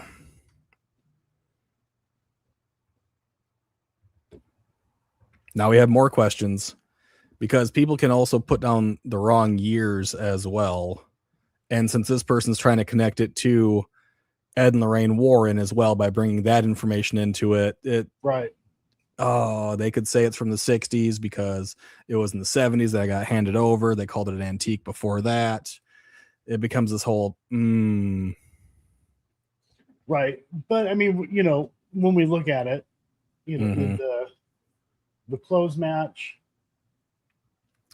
So that doll is from the same time period at least. Right. Now it's hard to tell, but you got that ruffled collar. You can't really tell, but it almost seems like it's not present on this doll. Yeah, it really doesn't seem like it.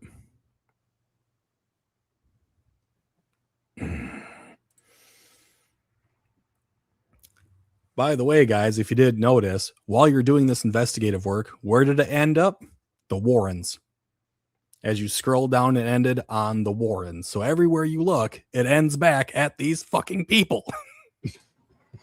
It always ends on them. I mean, let me see here. There are other. Someone who used to comment here. On Stevie's Facebook family had something to do with the factor. I thought, what? There was someone who used to comment on Stevie's Facebook page whose family and had something to do with them. You thought, I'm sure she knew the dates. So I'm kind of looking through eBay. All right, there's a 1960s, there's a 70s, 60s, 60s. How many dolls do they have? They made thousands upon thousands, and some of them were made as replicas. Some of them are impersonating dolls. Some of them were homemade dolls. Like there are just tons and tons and tons of Raggedy Anns. You ready for this one? Yeah, I guess.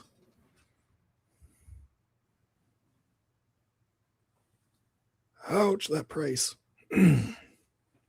Rare, 39-inch Raggedy Ann Annabelle doll, haunted spirit vessel, EVP, EMF, REM pod.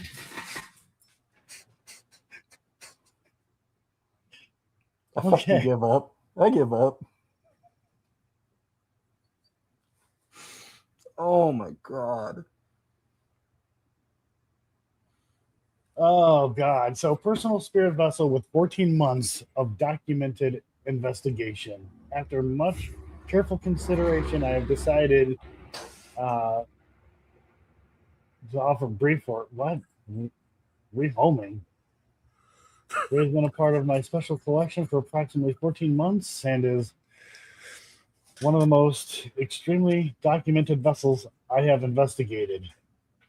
Are you fucking kidding with me? Are you really? They are trying to rehome a doll. You rehome an animal that you do not have the capabilities of taking care of anymore. You don't rehome a doll, you just sell it. As with any paranormal item, experiences vary greatly from person to person. I cannot guarantee that another owner will have the same experience or same experiences I documented. I mean, there's your way out right there. If you try to sue that person, like, hey, look, I said there's no fucking guarantee. Jesus Christ. Yeah, during the past 14 months, I conducted numerous paranormal investigations involving Bree. So he calls this doll Bree, using various investigative tools, including EVP, EMF, REM pod, bullet lights. Never heard of that. These sessions have been documented and shared publicly through my investigations. What kind of spirit are you as angel from hell? What? Sorry, H311 apparently. Oh wait, sorry.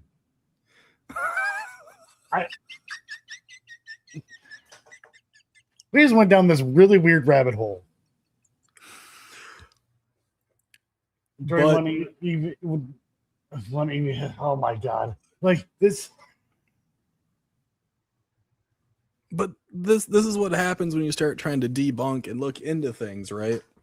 You find weird things that just it baffles the mind. Because now we're trying to find a Raggedy Ann that matches the year of the one that's sitting in the Warren estate or down in Salem, wherever the hell Elton's taking it right now. And then we're also trying to find one that's similar to the one they had in that photograph to try to get a year on that. And then it's the whole, who is the child in the photograph? Where was the photograph taken? And why is Nesper using it? That's a smaller one. It's like, Jesus Christ. They're so that is a creepy ass photo of a child. Holy crap. Yeah. Let me get out of that mess. Okay. So that one's on the torso. That one's actually where it's supposed to be, which is the right chest, the heart right there. Because you can see it. You know exactly where it's at. Right. Unlike the others that have been kind of sort of there. The same label as in another one from the 60s. Why? The same label? Why are we showing the ass of an Annabelle doll? To prove that there's no skirt underneath, I guess. I have no idea. Because some of them do have skirts, others don't. Right. It's... I mean, the dress is the same. It's just missing the little apron thing.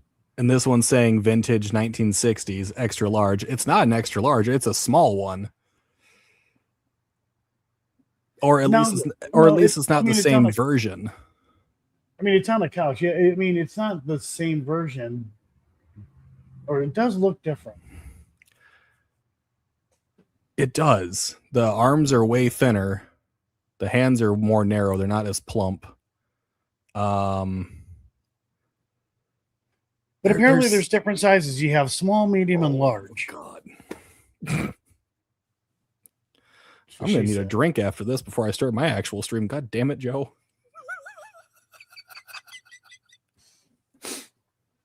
Like, Jesus Christ. Oh, That one looks like it's seen some shit. Let's click on it. the original Annabelle look-alike doll. That thing looks like it's seen the inside of a crack house. Yeah, it looks like it's Like, oh my God. it's this doll has seen some shit, people. Probably a good thing there's no extra large Annabelles here. Well, I mean that is funny that we did find this. I mean, oh my God. Oh wait, is there a video? Wait, Looks like there is. Oh God. oh yes, here we go.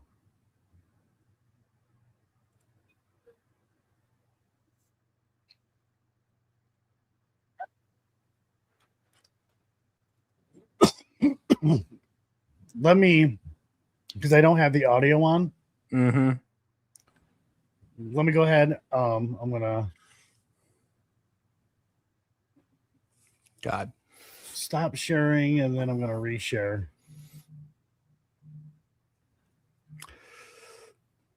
With audio. Thank you. Yeah, very they had it was Raggedy Ann and Andy dolls, yeah. Okay. Here we go. Hello, Spirit. Can you tell me your name?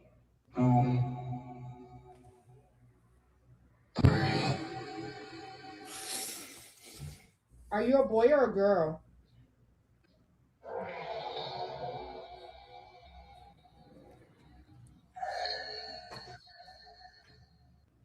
What kind of spirit are you?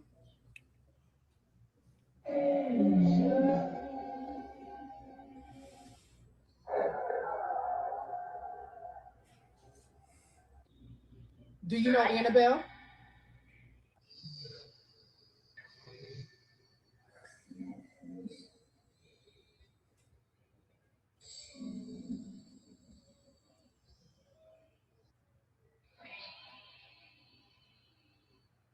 Would you like to tell your new owner anything?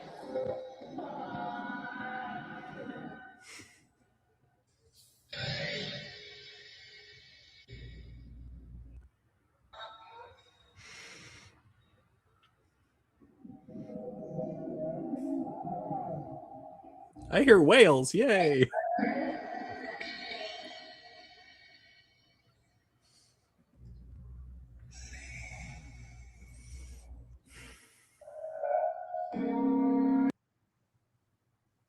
What in the shit?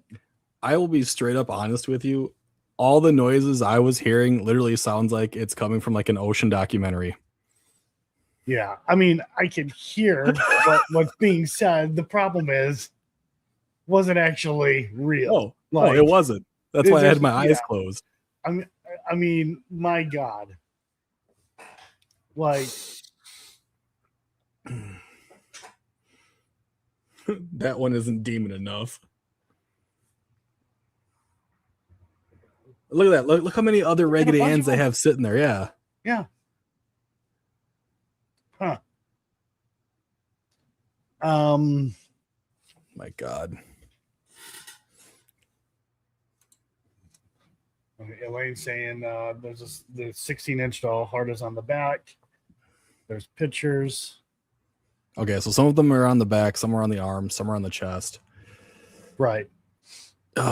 We would actually need to have someone physically take out that Annabelle doll to physically examine it. And since all these ones are still coming up here, they all look the same. They're all going to have the same age on them. Whether they are legitimate or not is the question. Right. Well, apparently this is legit. I mean, hey, you know what? Hello, Spirit. More action coming out of this doll than what's in the case. I can promise you that. Oh my God. Because when we investigated, no EVPs whatsoever. None. We had digital recorders next to Annabelle. But with that being said, Mhm. There were interesting things that did happen. And when I say interesting things that did happen, I'm not claiming ghosts, but while the three of us were in there, we did hear what sounded like a female voice. And yes, I said female. If anybody has a problem with that, go pound sand. A female voice, a woman's voice, a something of a higher octave. Yes. There you And go. when we say female voice, it could also mean an adult female, a child female. So I'm using female as kind of like the universal for older or younger. So that was kind of weird. I don't know what it was. But again, that doesn't mean it was paranormal. Then we did, Zach and I heard what sounded like chairs being moved around a little bit in the basement. I don't know what that was. None of the chairs were moved when we went and checked. We let it play out. So I don't know. I don't know what that was. How much is that doll? Then I got fooled. I'll say I got fooled. It was more of an accident kind of thing.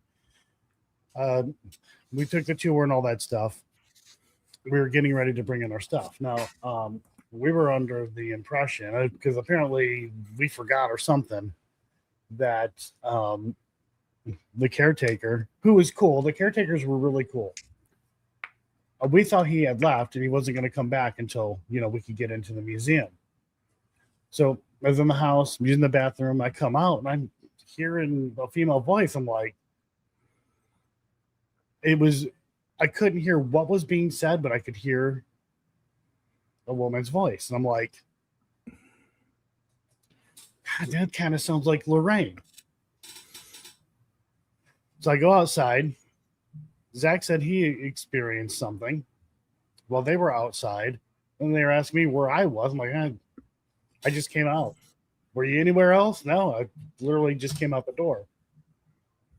And then I told him what we had heard. Spoiler, what happened was the guy was still there. He was in the basement, on the other side of the basement, like the storage / office area, whatever you want to call it. No big deal. We thought he left, but he was on the phone with, I'm going to assume, Ginger. I believe he may have been on the phone with Ginger.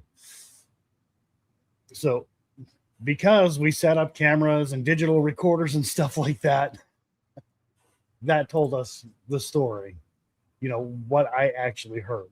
Mm-hmm. So that kind of fooled me. But again, able to go back and look over the footage. We're like, okay, got it. We know what happened there. And that was miscommunication on our part, because we thought he was leaving and then coming back at like 12 or whatever it was. And he actually stayed. But I had recorders and cameras all over the place. He wasn't doing anything wrong or anything like that. But then Matt had an experience. I'm not going to say what that was, because that's for Matt to tell. But I want to get that video out there. But man, fuck, dude, paying, I don't know, $300 or $350 just to have it reviewed, so I can upload it. And I am never going to recoup any investigations that I've done. I've never, ever at one time have even like made the money back. But it's not about that. It's I see it like this. If I'm going to go out and I'm going to investigate, that's my thing. I should be able to afford it. Of course, you get the donations and the membership stuff. That does helps a lot, but I don't depend on that. Right. I'm like, if I can afford to go, I'm going. Oh, that's the way it should be. If you got the ability to go. And if you do need a little extra help, at least try to set up something to go with other people to make it a little easier on you. Right. And it's kind of getting to that point because I'm like, I want to go out and I want to investigate by myself because that's what I used to do. It's just on my own. Mhm. But now the prices of these places have gone up quite a bit. It's like, fuck, man. It's like, I want to go there, but Yep. I don't have that kind of money. I'm at $2,000 right now for what's going on in October, so I understand it. Yeah. That's not even equipment. That is just getting the place and getting the hotel. That's already Yeah. $2,000. And you know, like getting the house and museum for 2 days, Mhm. that was a lot of money. Now we did 2 days. The first night we were there, it was just the three of us. So the three of us had to come up with, you know, the $2,000 or whatever it was for that first night, and then have to come up with more money for the second night, even though it was cheaper. It was still almost $2,000. Then on Jesus. top of that, the plane tickets. Now for me, because the closest airport to me is like 15, 20 minutes away. It's a Mhm. small airport. It's not a major airport. So now my ticket prices to fly cost more. So it cost me almost $700 for a plane ticket. And then you got to have money for the Airbnb because we stayed at an Airbnb the night before we went to investigate the place. Food and other expenses. Yeah, that was, Oh yeah. I was probably close to $4,000.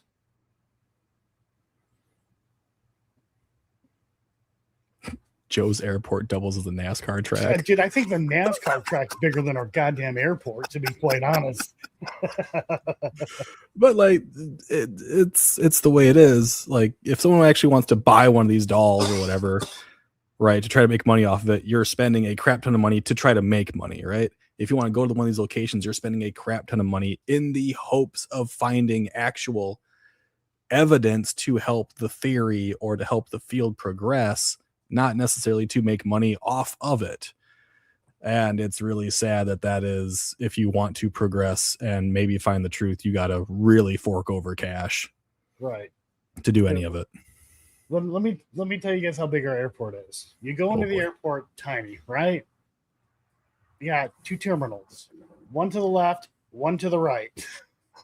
they either go to Charlotte or Atlanta. Now, you can get a direct flight to Texas, Oh God. but that's it. Yeah. I have the same problem. I live about a half hour away from a city of about 65,000 people. And the plane will take you either to Chicago or it'll take you to Minneapolis, St. Paul. That's it. Those are your options. And it's so funny too, because it doesn't matter where I'm going.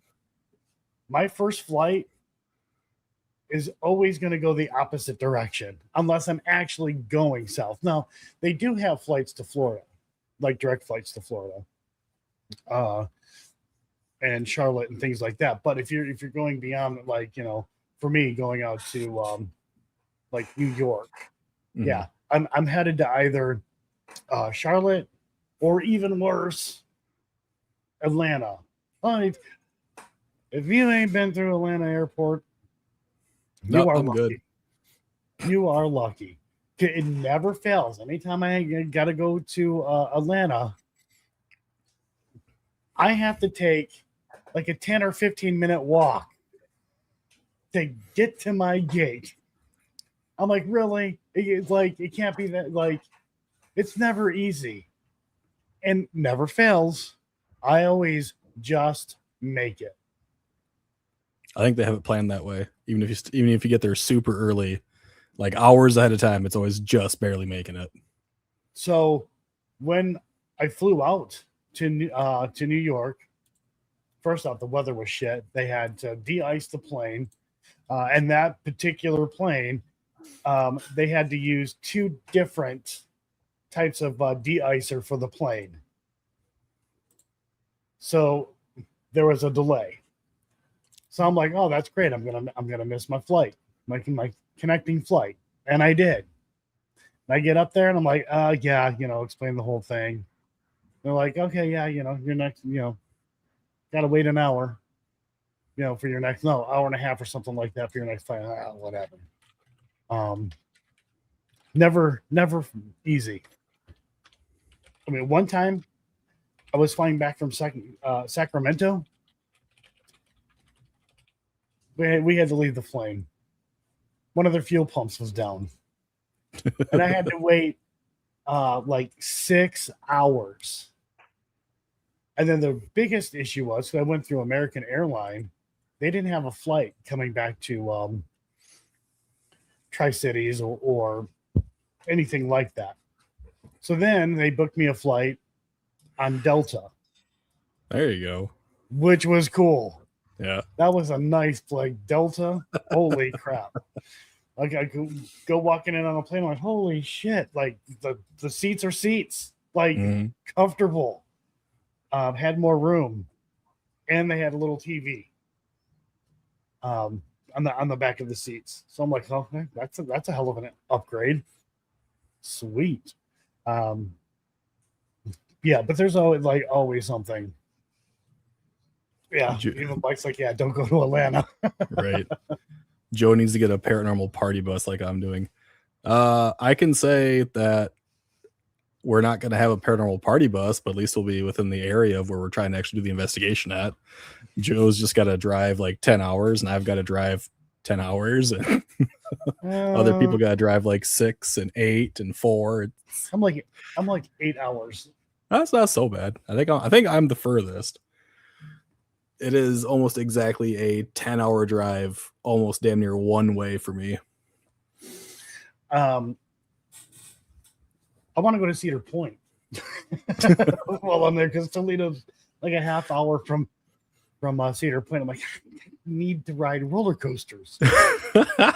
Just do it. I mean, that's why you get there a day or two early. You just go fucking have fun for a little bit. Yeah, but it's on an island. Well, peninsula. No, there's a ferry that'll probably take you out there, though. No. You can drive. Okay, then you're fine. You're fine. Yeah, you can drive there. Maybe. I've been to Cedar Point many times. There you go. The issue is it's on Lake Erie. And north in October, right, especially around being surrounded by a lake, yeah. that's going to be cold. Just a little bit, but I mean, for me, it'll be warmer because I'm heading technically south, so... No, there's no difference. Well, yeah, actually, yeah, it might be a little warmer for me. I'm going from for you. Like, the average of 70, 80 degrees in October to whatever the hell it is in Ohio. It'll be somewhere around 55, 60 probably. If we're lucky. It could drop more. It all depends. Yeah. Well, so much for you having a short stream, though, eh? Yeah, I know. Well, we went down a fucking rabbit hole. Now I got to get caught up on shit. Well, I will let you do that. I got to get myself some food because I haven't eaten since like 9 o'clock this morning. Yeah, I got to eat too. I'm hungry, and then I got to get back to doing what I was doing. But yeah, there's that, guys. So anyways. Thank you for having me on. I appreciate it.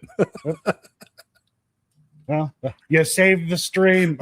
I'm not going to say I saved the stream, but no, because I was kind of all over the place. I'm like trying to watch, what I'm saying and trying to pay attention and doing other things. Like, it happens, man. It happens. So, all right. Yeah, I'm going to go ahead. I'll end the stream right now.